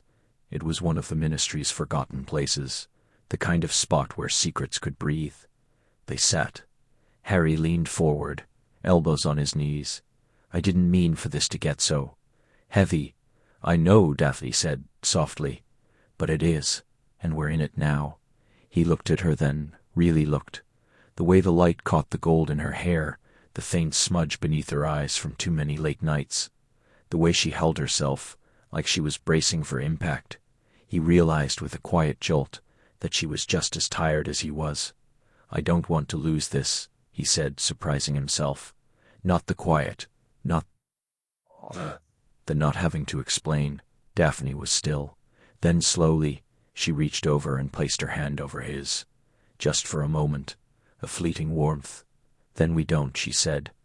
"We keep choosing it, even when they're watching." The rain fell in silver sheets over the edge of the terrace, blurring the boundary between sky and garden, turning the stone balustrade into a slick ribbon of shadow. Harry stood with his hands braced against the cold stone, his breath a slow rhythm in the quiet. He hadn't meant to come here. This corner of the Greengrass estate, tucked behind ivy and ancient hedges, was meant to be private. But Daphne had mentioned it once, almost in passing during one of their long, wordless evenings by the fire. "Star. It's the only place I can hear the wind without it sounding like a warning. Star." He hadn't forgotten. Behind him, the house hummed with the low murmur of voices, ministry officials, old acquaintances, a scattering of cautious well-wishers. The engagement party had been Daphne's mother's idea, a performance wrapped in silk and candlelight. "Star show of unity. Star," she'd said, eyes sharp as flint. "Star statement. Star." Harry had smiled, nodded, held Daphne's hand just a little tighter when her fingers went stiff at the sight of certain guests, families with too many questions and too few regrets. But now, in the hush of the storm's edge, the mask slipped. He heard her before he saw her, the soft step, the whisper of damp fabric. She didn't speak at first, just came to stand beside him, her shoulder nearly brushing his. She was barefoot, he noticed, the hem of her silver-gray dress darkened by the wet stone. "They're talking about us again," she said, voice low, almost lost beneath the rain. "Not just the papers, inside. About how you barely touched your wine. How I didn't laugh once." Harry exhaled, watching his breath curl into the air. "Let them talk. It's not that simple." She turned slightly, her profile sharp in the dim light. "You know what's at stake. My mother's already received 3 owls from old allies asking if the engagement is Star genuine Star or just another act of post-war rehabilitation." He looked at her then. Her face was calm, but her eyes were tired, not with sleeplessness, but with the weight of constant translation. How to be noble without arrogance, kind without weakness, strong without defiance. "I didn't sign up for this to protect your reputation," he said quietly. "No," she agreed. "You signed up so one would look at you, so you could walk down Diagon Alley without 100 eyes following. But that doesn't mean we're not both paying a price." A silence settled between them, not uncomfortable, but deep, like water over stone. Somewhere in the garden, A fountain trickled, its rhythm uneven from the downpour. "I saw Draco tonight," she said after a moment. "He looked at you like you'd stolen something." Harry let out a short, humorless laugh. "Maybe I have. You've done nothing he hasn't done," she said, sharper now. "And yet you're the one everyone treats like a ghost." He turned back to the rain. "Maybe I am one." Daphne didn't answer right away. Then slowly she reached out and covered his hand with hers. Her skin was cool, her grip firm. "You're not," she said. "And neither am I." He turned his hand beneath hers, lacing their fingers together. It wasn't a grand gesture. It wasn't meant for eyes beyond this terrace. It was just warmth. Just truth. Inside, a door opened. Laughter spilled out, bright and brittle. Daphne didn't move. "We should go back." "In a minute," Harry said. She nodded, and they stayed there, two figures in the storm's hush, holding on, not to a performance, not to a plan, but to the fragile, growing certainty that they were no longer pretending. Not with each other. And for now, that was enough. Rain tapped a slow rhythm against the windows of the Greengrass townhouse, a steady hush that softened the edges of the evening. Inside, the fire had burned low, casting long amber shadows across the sitting room. Daphne sat curled in the armchair nearest the hearth, a book open in her lap, though her eyes hadn't turned a page in nearly 10 minutes. Her fingers traced the spine absently, as if soothing something fragile. Across from her, Harry stood by the window, his silhouette dark against the blurred glow of street lamps beyond the glass. He hadn't spoken in a long while. Neither had she. It wasn't always like this. There had been a time, just weeks ago, when silence between them felt like comfort, not distance. A shared understanding, a quiet trust that needed no words. But now the silence stretched thin, like a thread pulled too tight. "I saw Draco today," Daphne said at last, her voice low, almost reluctant. Harry turned slightly, just enough to glance at her. "Oh?" he asked. "About you." "About us." She closed the book gently and set it aside. "He said people are talking again, that they think we're—" "Ooh," she paused, searching for the right word. "Serious," Harry exhaled, slow and measured. "And are we?" The question hung in the air, not sharp but heavy. Daphne looked down at her hands, pale, still. "I don't know," she admitted. "I thought I did, but lately you've been pulling back." "I haven't," he started, then stopped himself. He ran a hand through his hair, the familiar gesture betraying something she couldn't name. "I've just been thinking." "About what?" "Everything. The war. What comes after." He turned fully now, leaning back against the window frame. "People expect things from me, Daphne. They always have. And now they expect this, us, to mean something. But I don't even know what it means to me." She didn't answer right away. Outside, a gust of wind sent rain skittering across the glass like scattered thoughts. She remembered the first time he'd come here, hesitant, unsure, offering a hand that trembled only slightly. They'd agreed on terms then. Public appearances, careful words, no entanglements. A transaction, neat and tidy. But somewhere along the way, the lines had blurred. She'd begun to notice the way he looked at her when he thought she wasn't watching. The way he'd linger after a kiss, not with passion, but with something quieter, something like wonder, and she'd started to care. "I never asked you to love me," she said softly. "We both knew what this was, but I thought we were becoming friends." "We are," Harry said quickly. Too quickly. Daphne smiled, just a little, but it didn't reach her eyes. "Are we?" "Because friends talk. Friends don't disappear for days, and then show up like nothing's wrong. Friends don't flinch when you reach for their hand." Harry looked away. "It's not you," he said. "It's me." "I know how that sounds. It sounds like a cliché," she interrupted, her voice still gentle. "And it sounds like someone who's already decided to leave." "I'm not leaving," he said, but there was no conviction in it. "Then stay," she whispered. "Not because of the arrangement. Not for the press or your friends or my family's name. Stay because you want to, because you trust me enough to say what's really on your mind." He looked at her, then really looked, and for a moment she saw it, the fear, the weight, the boy who had carried the world and didn't know how to put it down. She saw the man who didn't know how to be held. "I'm afraid," he said, so quietly she almost missed it. "Afraid that if I let this be real, I'll lose it. like I've lost everything else. Daphne rose slowly, crossed the space between them, and took his hand. Not to pull him, but to hold. Then don't lose it, she said. Stay. Even if it's hard. Even if you're afraid. I'm afraid too. And for the first time in weeks, Harry didn't pull away. Rain tapped gently against the window panes of the Greengrass townhouse, a steady rhythm like fingers drumming on glass. Inside, the air was warm with the scent of old parchment and lavender oil, the kind of quiet that settled deep into bones. Daphne sat by the hearth, a book open in her lap, though her eyes hadn't moved in several minutes. She was listening for the soft creak of the front door, the faint echo of footsteps in the hall. He was late. Again, she told herself it didn't matter, that punctuality was a courtesy, not a promise, that Harry Potter had more pressing things to do than keep dinner appointments with a woman the public believed he was courting, but the silence between them lately had grown heavier, layered with things unsaid, intentions misaligned. When he finally arrived, the door opening with a soft click, she didn't turn. He stepped inside, shoulders hunched under a damp cloak, his hair tousled by the wind. Sorry, he said, voice low, almost swallowed by the hush of the house. Ministry business, ran on. Daphne closed her book slowly, placing it on the side table. It always does. He paused, sensing the edge in her tone, though he didn't look at her as he hung his cloak. I know it's inconvenient, but it's important work. Of course it is. She rose, smoothing her dress with deliberate calm. The chosen one has duties. How could I forget? Harry turned then, frowning. That's not fair, isn't it? She met his gaze, her own steady blue as winter sky.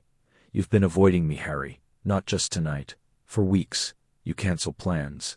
You're distant when we're together. And when I ask, you say everything's fine. He exhaled, running a hand through his hair. I'm trying, Daphne. It's not easy. No, she said softly, it isn't. But it was supposed to be simple. In mutual arrangement, you get space from the press, I get legitimacy. We appear together, smile for the prophet, and go our separate ways. That's what we agreed. And now, he asked, voice quieter, now you flinch when I touch your arm in public. You don't answer my letters. You look at me like I'm asking for more than you can give. She took a step closer. Are you afraid I've changed the terms? Because I haven't. I know what this is. He looked away toward the fire. Maybe I don't. The admission hung between them, fragile as smoke. Daphne felt something tighten in her chest. What does that mean? It means... He hesitated.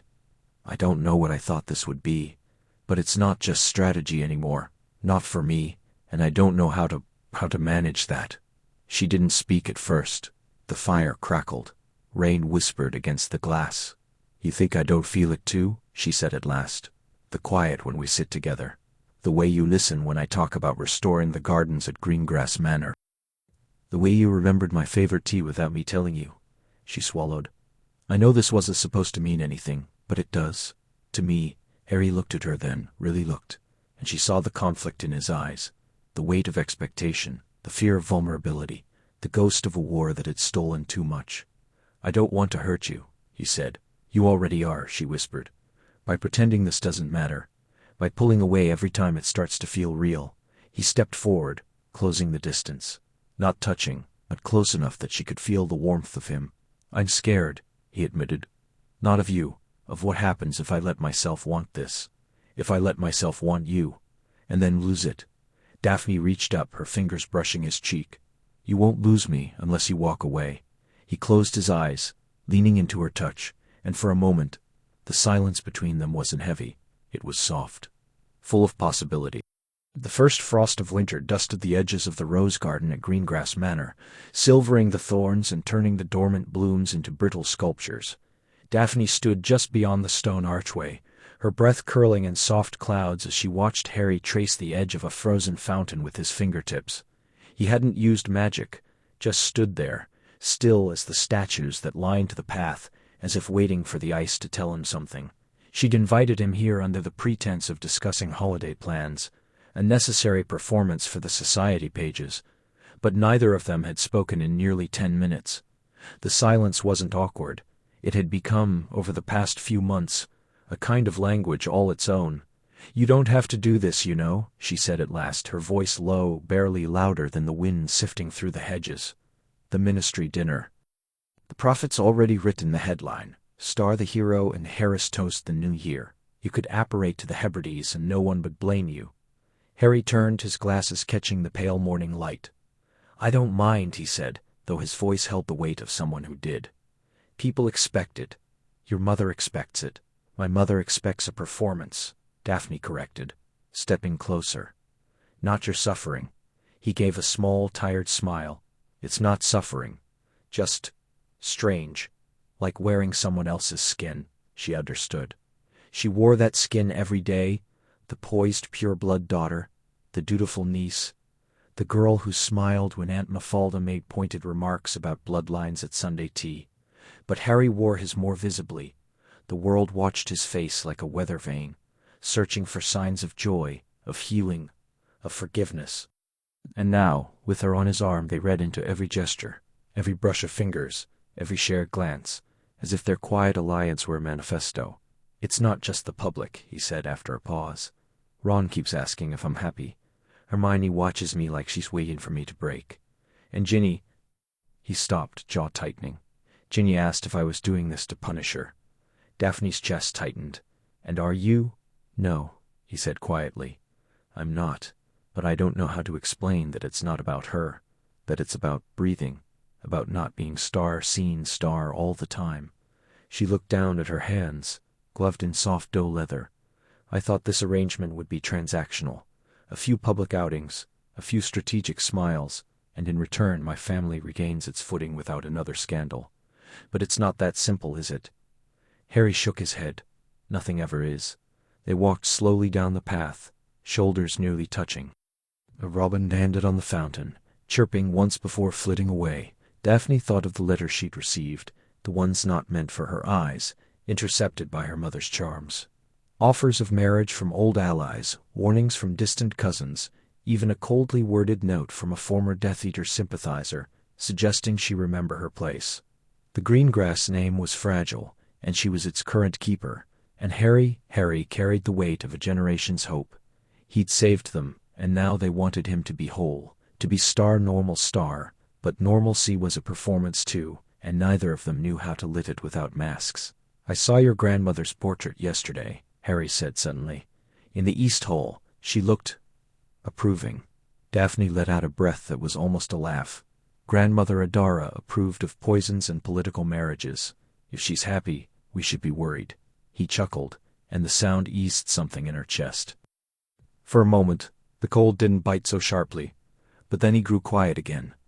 "People think we're pretending, and maybe we started that way, but I don't feel like I'm pretending anymore." She stopped walking. Neither did he. The garden held its breath. "I don't either," she admitted. And that was the true cost of appearances. Not the lies, but the truth that slipped through anyway. Uninvited, undeniable.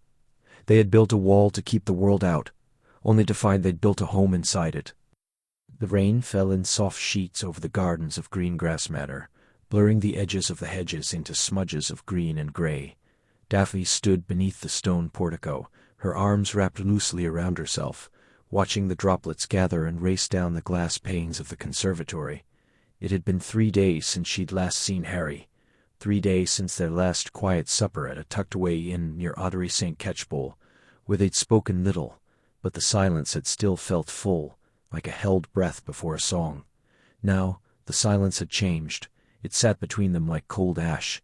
He'd sent an owl the morning after, just a few lines, polite, distant. "Star ministry matters. Unexpected. I'll be in touch."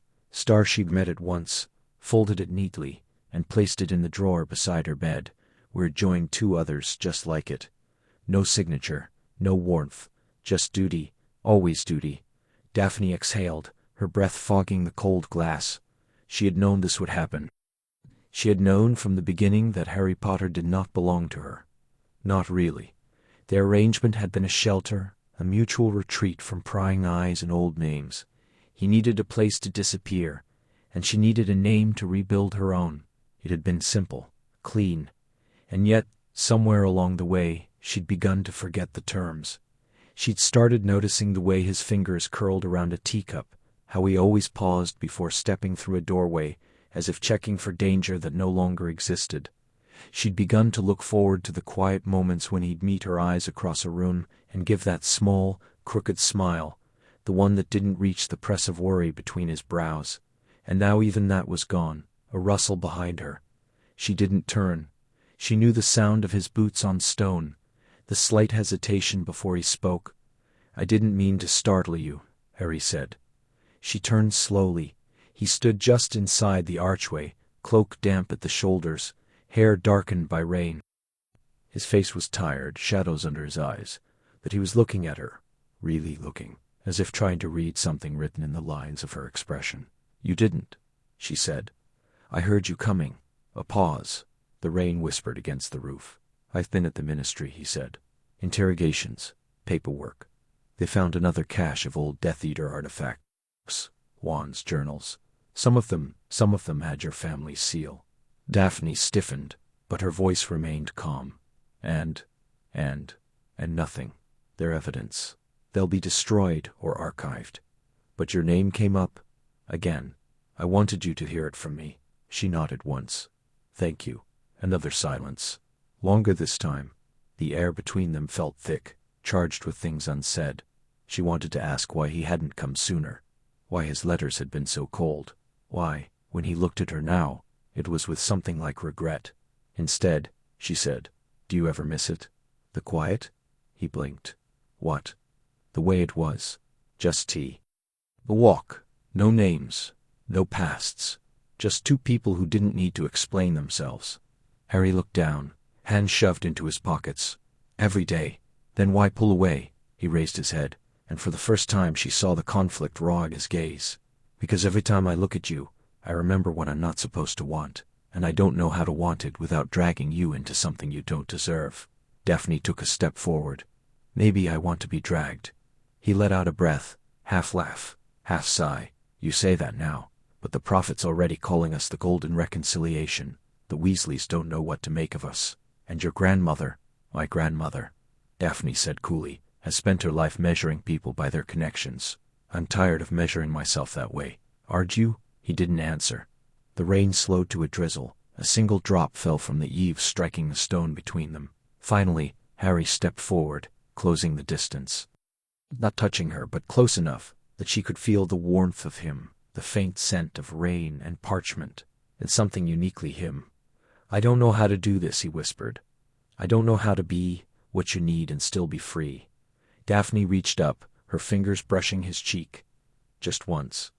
Maybe you don't have to be either. Maybe you just have to be here." He closed his eyes, and for the first time in days, the silence between them didn't feel like an ending. It felt like a breath held, waiting, trembling, full of possibility.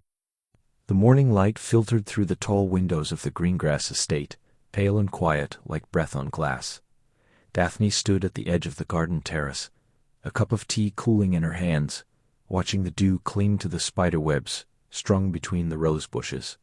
It was the first morning in weeks she had woken without the weight of performance, no carefully chosen words, no shared glances meant for public consumption, no hand resting lightly on Harry's arm as they walked through Diagon Alley or nodded politely at ministry functions.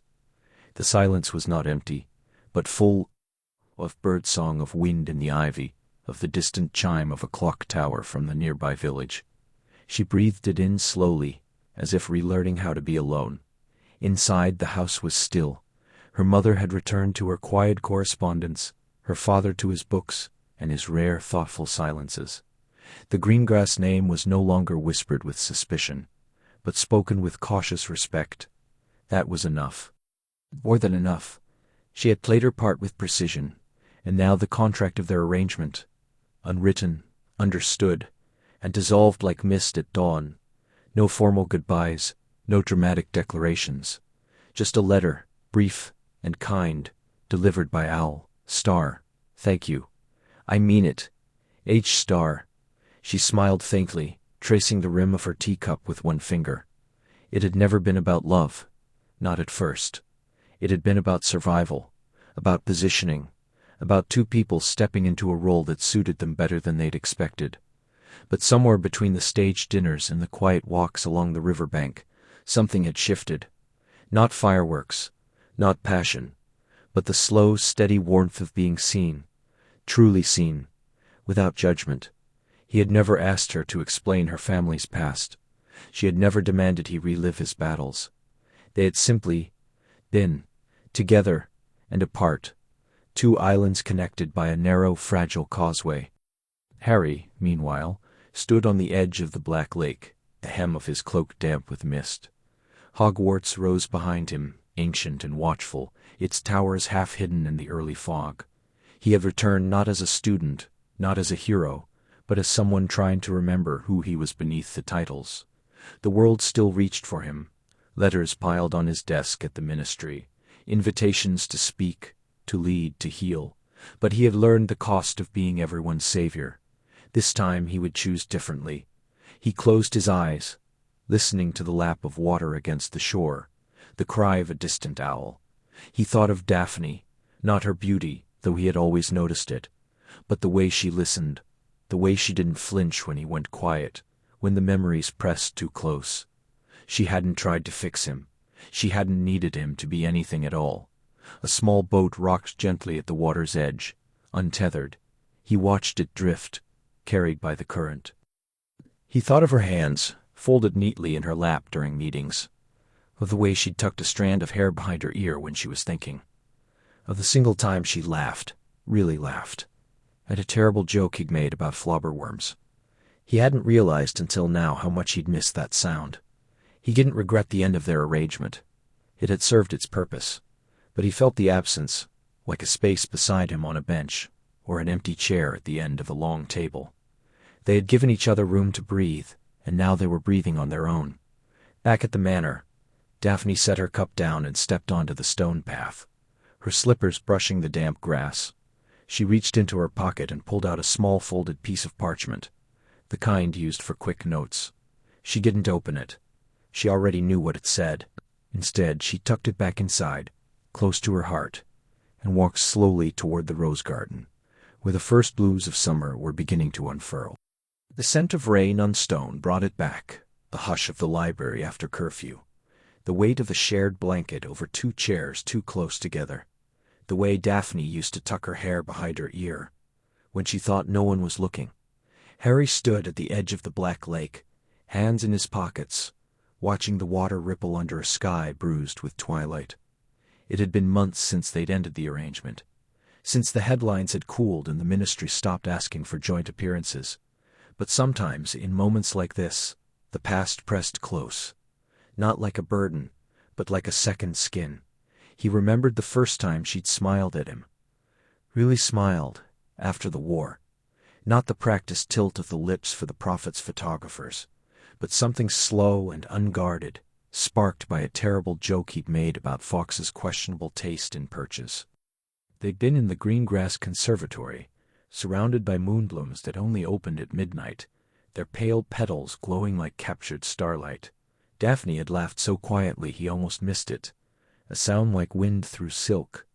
He hadn't known then that he'd come to crave that sound more than applause, more than peace. Now, walking the familiar path toward Hogsmeade, he passed the old oak where they'd once sat in silence for an entire afternoon, each buried in books, shoulders nearly touching. He could still feel the warmth of her presence, the way she never demanded conversation, never filled the quiet with noise.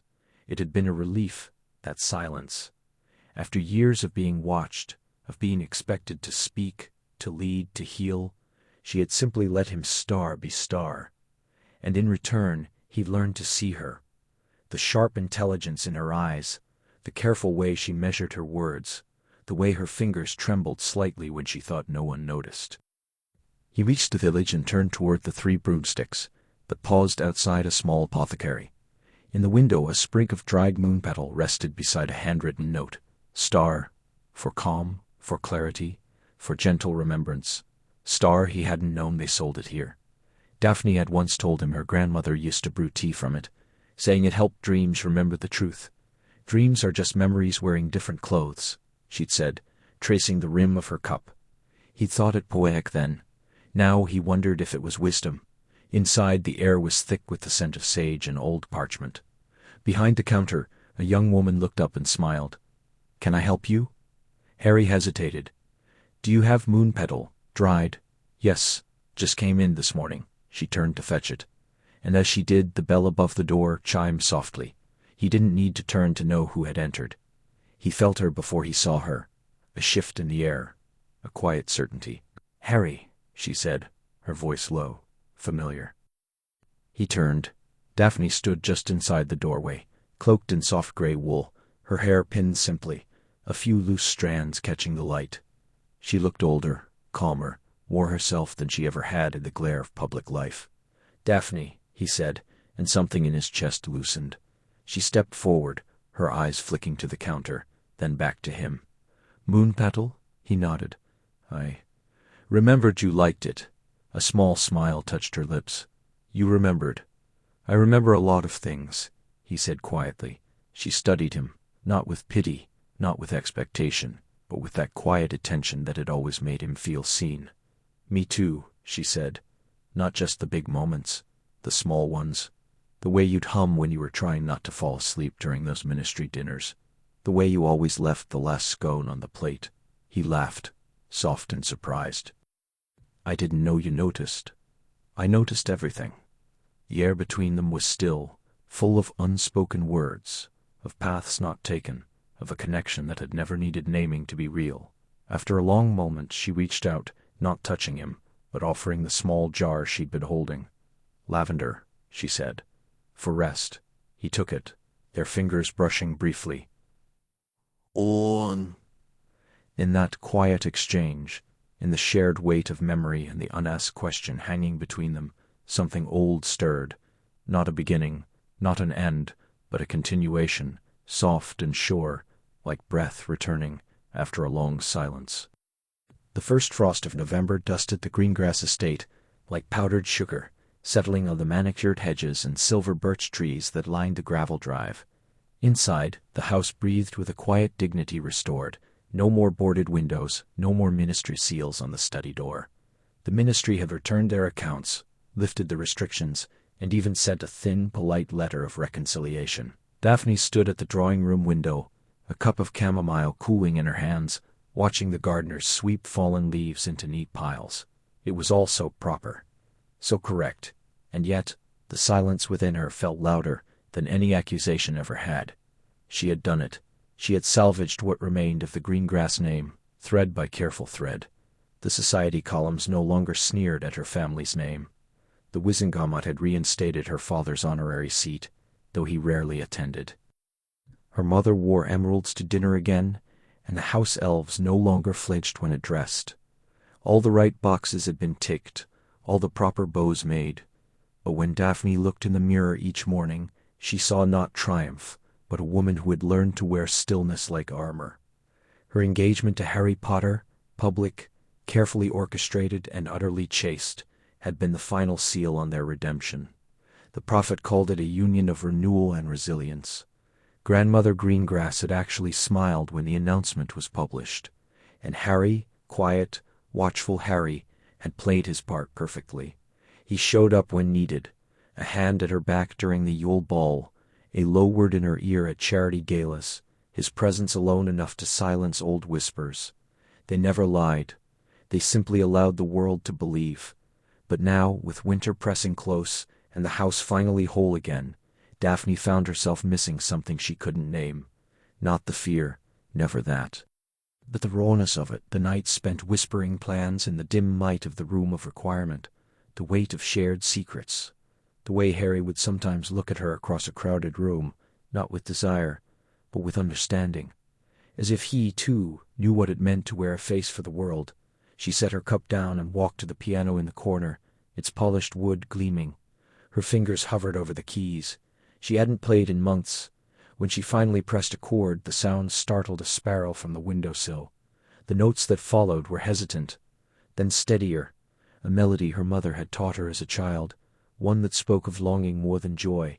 She didn't hear him enter, but she felt it, the subtle shift in the air, the warmth that came to rest near the doorway.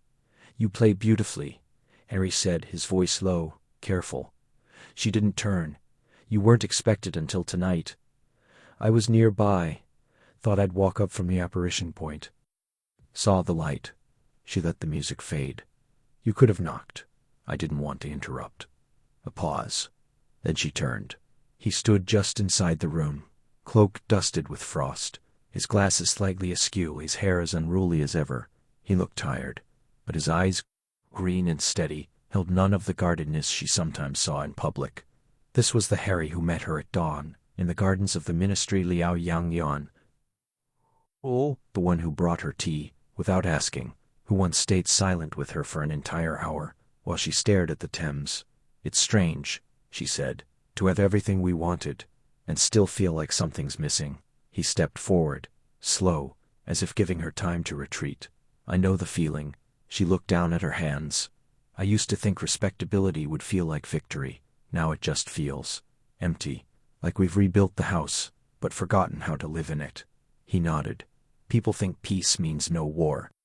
It's not that simple, is it? No, she whispered. It's learning how to breathe again. He moved to the settee and sat. Not too close, not too far. Maybe we don't have to have all the answers tonight. She smiled faintly. You always say the right thing when you say nothing at all. He returned the smile, small, real. Then I'll stay quiet. And so they sat, not speaking, as the fire crackled, and the frost deepened outside. The silence between them was not absence, but presence. A quiet magic, woven not from spells or grand gestures, but from the courage to simply be, together, in the fragile light of what came after. The cottage stood at the edge of a forgotten moor, where the wind carried the scent of damp earth and wild thyme. Ivy curled around the stone chimney, and the thatched roof dipped slightly in the middle, as if bowing under the weight of years. Harry had found it by accident during a long walk one autumn morning, wandering without destination, his cloak pulled tight against the chill. He'd apparated away from the ministry gala midway through, the clink of glasses and forced laughter pressing against his temples like a curse. No one had followed. No one ever did. Not anymore. He liked it here. The silence wasn't empty. It was full of small, steady things. The creak of floorboards settling, the whisper of rain on the roof, the distant call of a curlew at dusk. He kept the hearth lit even in summer, just for the flicker of warmth across the walls. There were no portraits that moved, no books that screamed, no reminders of who he was supposed to be. Just tea in chipped mugs, a dog-eared copy of Star, the Tales of Beetle the Bard, Star on the nightstand, and a scruffy terrier named Moss who slept at the foot of the bed without asking for anything. He thought he'd wanted this, complete solitude, a life unwatched, and for a time he had believed he'd found it. But lately the quiet had begun to shift, to take on a different texture. It wasn't loneliness, not quite. It was more like the space between breaths, the hush before a word is spoken, the kind of silence that waits rather than retreats. He noticed it most in the evenings, when the light bled gold across the hills, and he'd stand at the kitchen window, hands wrapped around a cooling cup. He'd find himself thinking of Daphne, not in any grand or dramatic way, but in the small, persistent details. The way she stirred her tea 3 times, no more, no less. How she never wore gloves, even in winter, as if she trusted the world not to bite. The quiet precision with which she'd fixed the latch on his garden peak last spring, her fingers steady despite the cold. They hadn't spoken in nearly 2 weeks. Not because of any argument. There had been no need for words between them in a long time. Their understanding had settled into something wordless, like the way trees grow toward light. She had sent a single owl, a plain envelope with a pressed violet tucked inside. No note. He placed it on the mantel, beside a smooth river stone she'd once picked up and given him because it looked like it had seen a lot of water and still kept its shape. He smiled at the memory, and the cottage seemed to soften around him, as if it, too, recognized the shift. Moss lifted his head from the rug, ears twitching, then settled again. Outside, a fox moved through the long grass, silent as shadow. Harry exhaled, watching his breath fog the glass. He had spent so many years running from noise, from crowds, from memories, from the weight of a name that wasn't entirely his. But now, even in this stillness, he realized he wasn't alone, not truly. Daphne had never demanded a place in his life. She had simply appeared like morning light and stayed, and perhaps that was the quiet he'd been searching for. Not the absence of sound, but the presence of peace. Not solitude, but the gentle certainty of being known, and still being chosen. He turned from the window, poured fresh tea, and sat by the fire. Somewhere beyond the moor, she was doing the same. He could feel it, not in magic, but in something quieter, deeper, in the hush between heartbeats.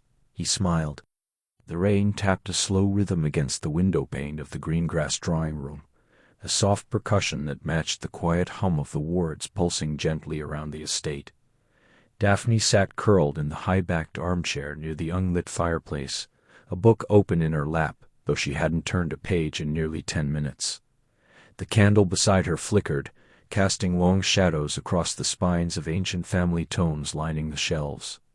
Outside, the garden mist curled like breath over the stone paths, burring the edges of the world beyond the glass. She wasn't thinking about the book. She was thinking about the way Harry had looked at her last night, just before he apparated away from the ministry gala, with a quiet intensity that hadn't been for show. Not entirely. It had lingered a moment too long, that glance, like he wanted to say something but had folded it back into himself, as he so often did. They had played their parts perfectly, polite, affectionate in measured doses, the golden war hero and reformed pureblood, a union of convenience softened by public smiles. But sometimes in the spaces between the performance, something real slipped through. A hand brushing hers when no one was looking. The way he'd brought her tea without asking, exactly how she liked it.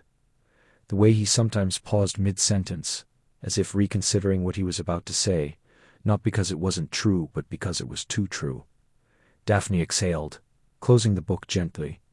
She didn't need to hide her thoughts from anyone now. The house was still, the staff long retired for the evening. Even her younger sister Astoria had gone to bed, murmuring something about early plans with friends in Diagon Alley. It was in moments like this that the weight of the pretense pressed heaviest, not because it was unbearable, but because it was no longer entirely necessary. They had done what they set out to do. Her family name was no longer whispered with suspicion. His need for distance had been granted, the press no longer hounding his every move. And yet, something had shifted. She wasn't sure when it had happened, whether it was the quiet dinners at Grimmauld Place, where they read in companionable silence, or the afternoon he'd shown up unannounced with a pot of moonflowers, knowing they were her favorite, or the way he'd stood beside her at her grandmother's funeral, saying nothing, just star being star there, and still, they hadn't spoken of it. Harry, she knew, carried silence like armor, not out of coldness, but because words had so often been turned against him, twisted by prophecy, by press, by war. He gave trusting gestures, a steady gaze, a warm cup of tea left on her desk, the way he always walked on the outside of the pavement when they strolled through Muggle London, but he rarely gave voice to what he felt. And she, well, she had spent years perfecting the art of saying nothing at all. A Greengrass did not reveal her hand, not even now. But what if she wanted to? She rose and moved to the window, pressing her palm lightly against the cool glass. The rain had slowed to a mist. Somewhere beyond the wards, Harry was likely awake too, perhaps walking the halls of Grimmauld Place, or sitting beneath the willow in the back garden, his wand idly tracing shapes in the air. She wondered if he too was thinking of the unspoken things, the almost confession in his eyes last night, the way her breath had caught when he'd tucked a loose strand of hair behind her ear, as if it were the most natural thing in the world. What would happen, she wondered, if one of them finally said it? Not for the papers, not for the ministry function, not for the carefully curated image, but for themselves. The candle guttered. Daphne turned from the window, her reflection faint in the dark glass. She didn't have an answer, but for the first time, she wasn't afraid of the question. Rain tapped a slow rhythm against the glass panes of the apothecary in Diagon Alley, a soft percussion that wrapped the street in a hush, as though the world had drawn a breath and forgotten to release it. The shop was nearly empty, just an elderly witch examining vials of moonseed extract and a shopkeeper dozing behind the counter, his spectacles slipping down his nose. Harry stood near the back, one hand absently tracing the spine of a leather-bound grimoire on restorative draughts, the other tucked into the pocket of his worn coat. He hadn't meant to come here. He'd only been walking, trying to outrun the weight of his own name, the way it clung to him like damp cloth no charm could dry. He hadn't expected to see her. Daphne Greengrass stood in the herb alcove, her pale fingers brushing the dried sprigs of vervain and silverleaf with a quiet reverence. She wore a charcoal gray cloak lined with fox fur, her hair pinned back in a loose twist that still managed to look deliberate. Not a strand out of place, not a hint of urgency. She was studying the label on a jar of powdered moon petal, her expression unreadable, calm, yes, but with a watchfulness beneath it, like someone who'd learned to measure every word before it left her lips. Harry hesitated. They hadn't spoken since the war. Not really. A nod across the great hall during the memorial feast. A glance at the ministry's reconciliation hearings. Nothing more. And yet he remembered her, how she'd stayed behind when others fled, how she'd quietly testified on behalf of her younger sister, how she'd never once looked at him with hero worship or blame. He stepped forward. Daphne, she turned, and for the briefest moment, surprise flickered in her eyes, gray, he noticed, like mist over stone. Then it smoothed into something careful, polite. Harry Potter. I didn't think anyone came to this shop anymore. It's too quiet for most. Good, he said, offering a small smile. I like quiet. She tilted her head slightly, studying him. You always did, didn't you? Even when no one let you have it. He exhaled, a soft laugh. Something like that. Silence settled between them, but it wasn't awkward. It was the kind of quiet that felt earned. Outside, the rain thickened, blurring the street into watercolor streaks of lamplight and shadow. You're looking for something specific? He asked. She held up a small pouch. Dreamroot. For nightmares. He nodded slowly. I know the feeling. She looked at him then. Not with pity, not with curiosity, but with something like recognition. They don't stop, do they? Even when the war's over. No, he admitted. Sometimes they change shape, but they don't leave. She tucked the pouch into her cloak. I found that certain infusions help. Not a cure, but a reprieve. I'll take your word for it, he said. I've been trying to avoid potions altogether. Feels like cheating sometimes, or surviving, she offered gently. He looked at her then, really looked. There was a fragility in her composure, like fine porcelain held together by will alone, and yet she stood straight, unbent. I heard your family's been working with the Wizengamot on estate restorations, he said. She gave a faint, non-committal hum. We're trying. It's complicated. Names carry weight, even when the people behind them don't. I know a bit about that too, he said. A ghost of a smile touched her lips. I suppose you would. Another pause. The shopkeeper stirred, mumbling in his sleep.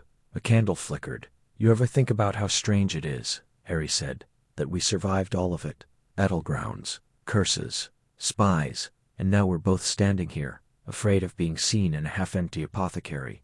Daphne's smile deepened, just slightly. I come here precisely because I don't mind being unseen. Maybe I should start doing the same, he said. She met his gaze. Maybe you already are. Rain tapped softly against the window panes of the Greengrass townhouse, a steady rhythm that felt more like a lullaby than a storm. The drawing room was dim, lit only by a low-burning fire and a single candle on the side table, its flame flickering like a hesitant thought. Daphne sat on the chaise, her legs tucked beneath her, a book open in her lap, though she hadn't turned a page in nearly 10 minutes. Across from her, Harry leaned against the armchair, one hand absently tracing the rim of his teacup, the other resting loosely at his side. They had been like this for a long while, quiet, companionable, not performing. It was one of the few evenings they hadn't been seen, hadn't been expected to smile for the prophet or nod politely at ministry functions. Just the two of them, and the weight of everything they hadn't said. I used to think, Harry began, his voice low, almost as if speaking to the fire, that if I stayed still long enough the world would forget I existed. Daphne looked up, her eyes soft in the candlelight. And did it? No, he said with a quiet laugh. It just started inventing things to say about me instead. She closed her book gently and set it aside. I know that feeling.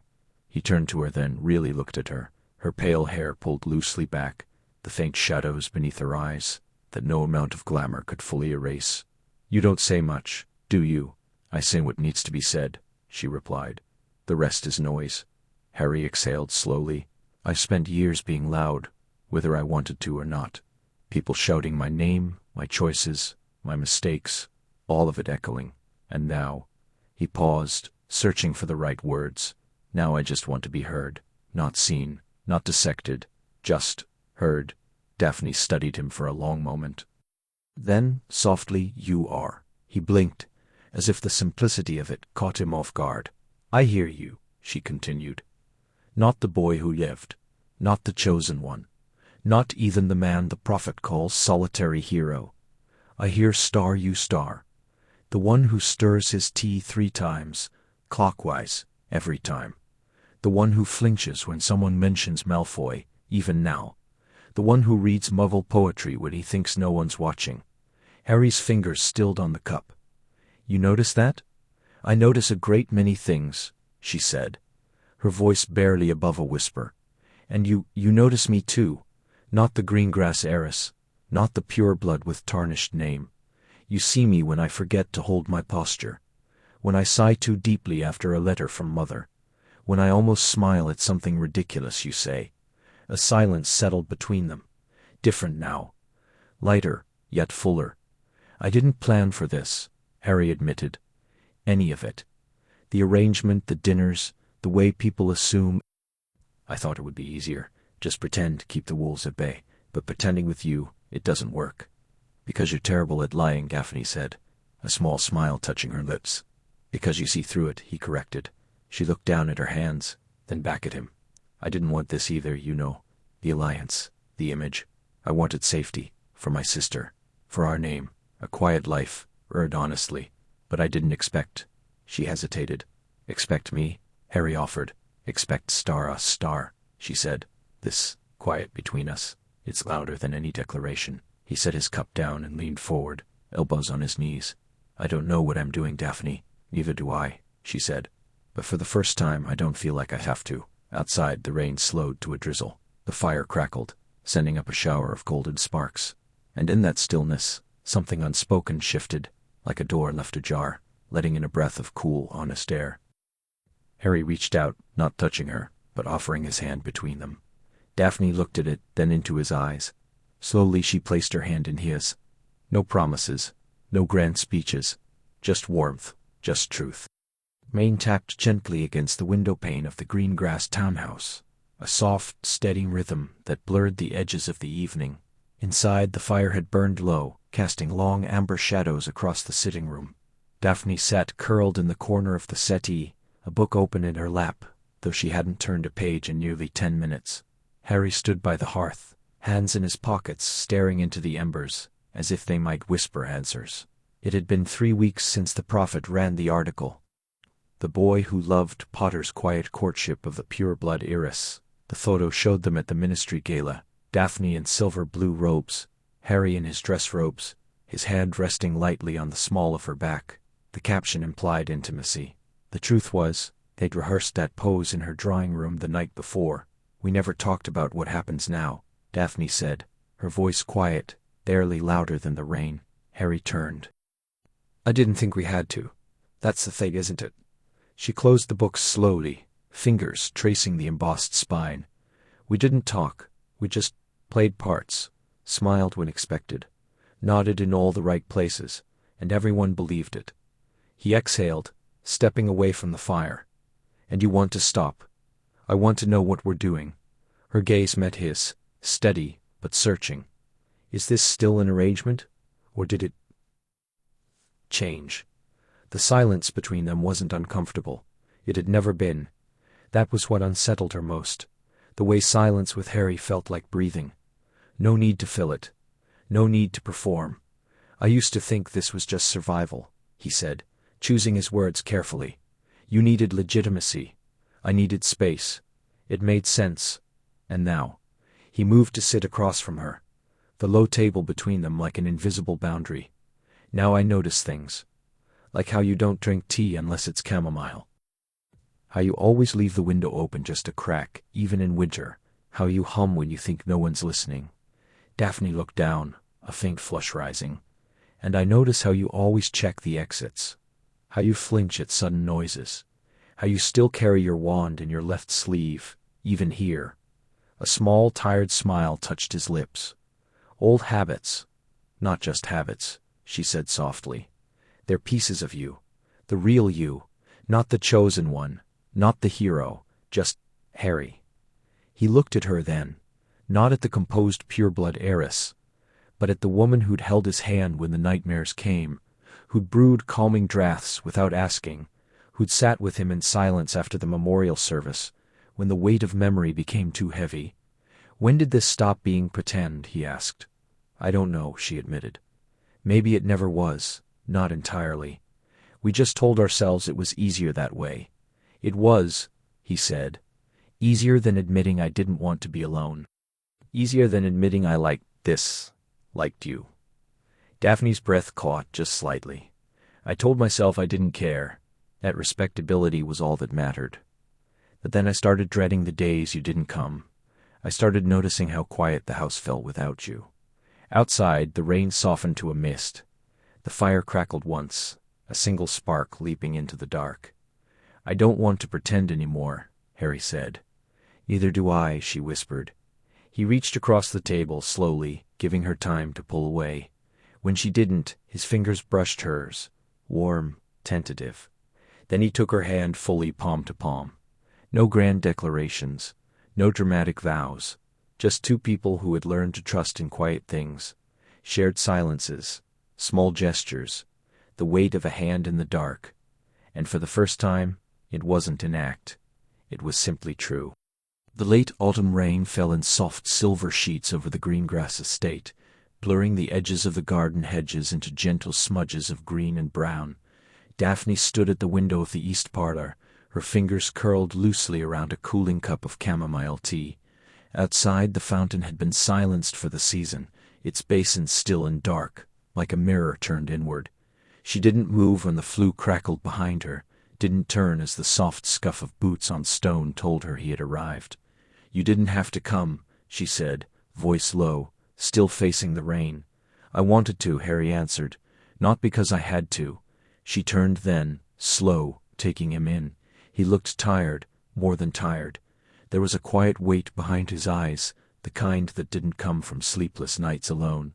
It came from carrying too many memories, too many names, too much expectation. He wore a simple cloak, dark and unremarkable, and his glasses were slightly askew. He looked for the first time in a long while like just a man. You've been avoiding the prophet, haven't you? She asked. He gave a small, crooked smile, like a bad habit. They've been asking if we're engaged. I know. And you haven't corrected them. No, he said, stepping closer. I haven't. She set the teacup down, the porcelain clicking softly against the saucer. It wasn't supposed to be real, she murmured. Just an arrangement, protection, convenience. It still could be, but her eyes searched his, and he didn't look away.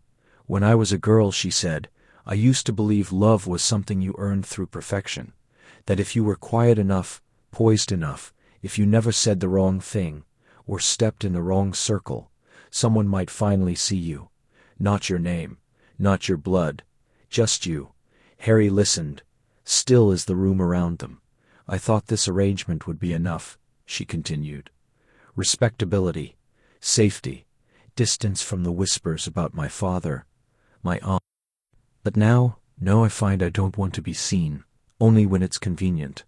I don't want to be a shield for your solitude, or a decoration on your arm. Then don't be, he said, voice barely above a whisper.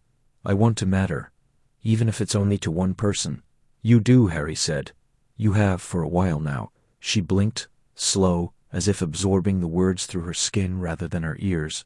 And I don't know when it changed, he admitted. Maybe when you didn't flinch when I woke screaming from a dream, or when you handed me a cup of tea without asking, just because I looked like I needed it, or the way you read in silence beside me, and it didn't feel like silence at all. Daphne's breath caught, just slightly, "This isn't just strategy anymore, is it?" she asked. "No," he said. "It hasn't been for months." "Then why wait? Why keep pretending?" "Because I was afraid," he said simply. "Afraid that if I let myself want this, if I let myself want you, something would take it away, like it always has." She stepped forward then, closing the space between them. Her hand rose, tentative, and brushed the back of his. Not a grip, not a demand, just contact. "Then don't let go before you've even held on," she said. He looked down at their almost touching hands, then up into her eyes, gray as the sky outside, but warm in a way the rain never was. "I don't want to be careful anymore," he said. "Then don't be." He exhaled long and slow, as if releasing something he'd carried for years. And then, gently, he laced his fingers through hers. "No announcements," he said. "No statements to the prophet. No grand declarations. Just this. Just this," he said. "For now," she smiled, small, true, and entirely her own. "For now is enough," she whispered. And in the hush of the rain and the quiet between heartbeats it was. The morning light filtered through the gauzy curtains of the Greengrass townhouse, painting the sitting room in soft gold. Harry sat on the chaise by the window, a book open in his lap, though he wasn't reading. His gaze drifted across the pages, caught instead by the way the sunlight caught the edge of Daphne's hair as she stirred her tea. She hadn't said anything in nearly 10 minutes, and he didn't mind. There was a comfort in the silence between them now, something earned, not assumed. It had taken months of careful words, of guarded glances, of public smiles that didn't quite reach their eyes. But somewhere along the way, the performance had slipped. The mask had cracked, and what lay beneath wasn't so different from what the other needed. Daphne set her cup down with a quiet clink. "You're thinking too loudly again," she said. Not unkindly. Harry exhaled a small laugh. "Sorry. Just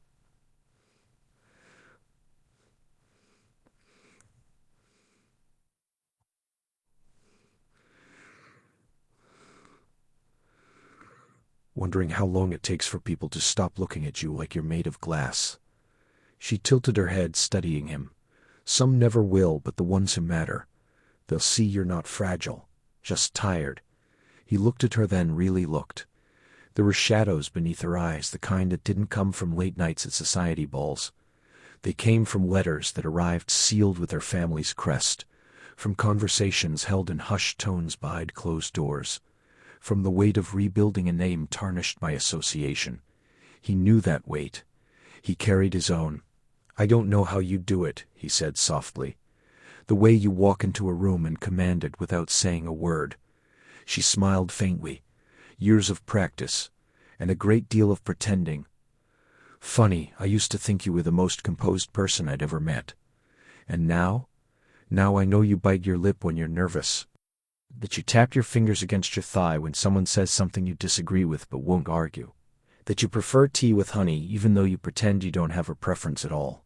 She looked away just for a moment, and when she turned back her expression was softer. "And what about you, Harry Potter? What do I think I know about you?" He shrugged. "That I hate crowds. That I still wake up sometimes thinking I'm back in the war. That I'd rather sit in silence with you than speak to half the ministry." Her breath caught, just slightly. "And is that true? Every word?" The clock on the mantel ticked, slow and steady. Outside, a breeze rustled the leaves of the garden hedges. A sparrow landed on the windowsill, tilted its head at them, then flitted away.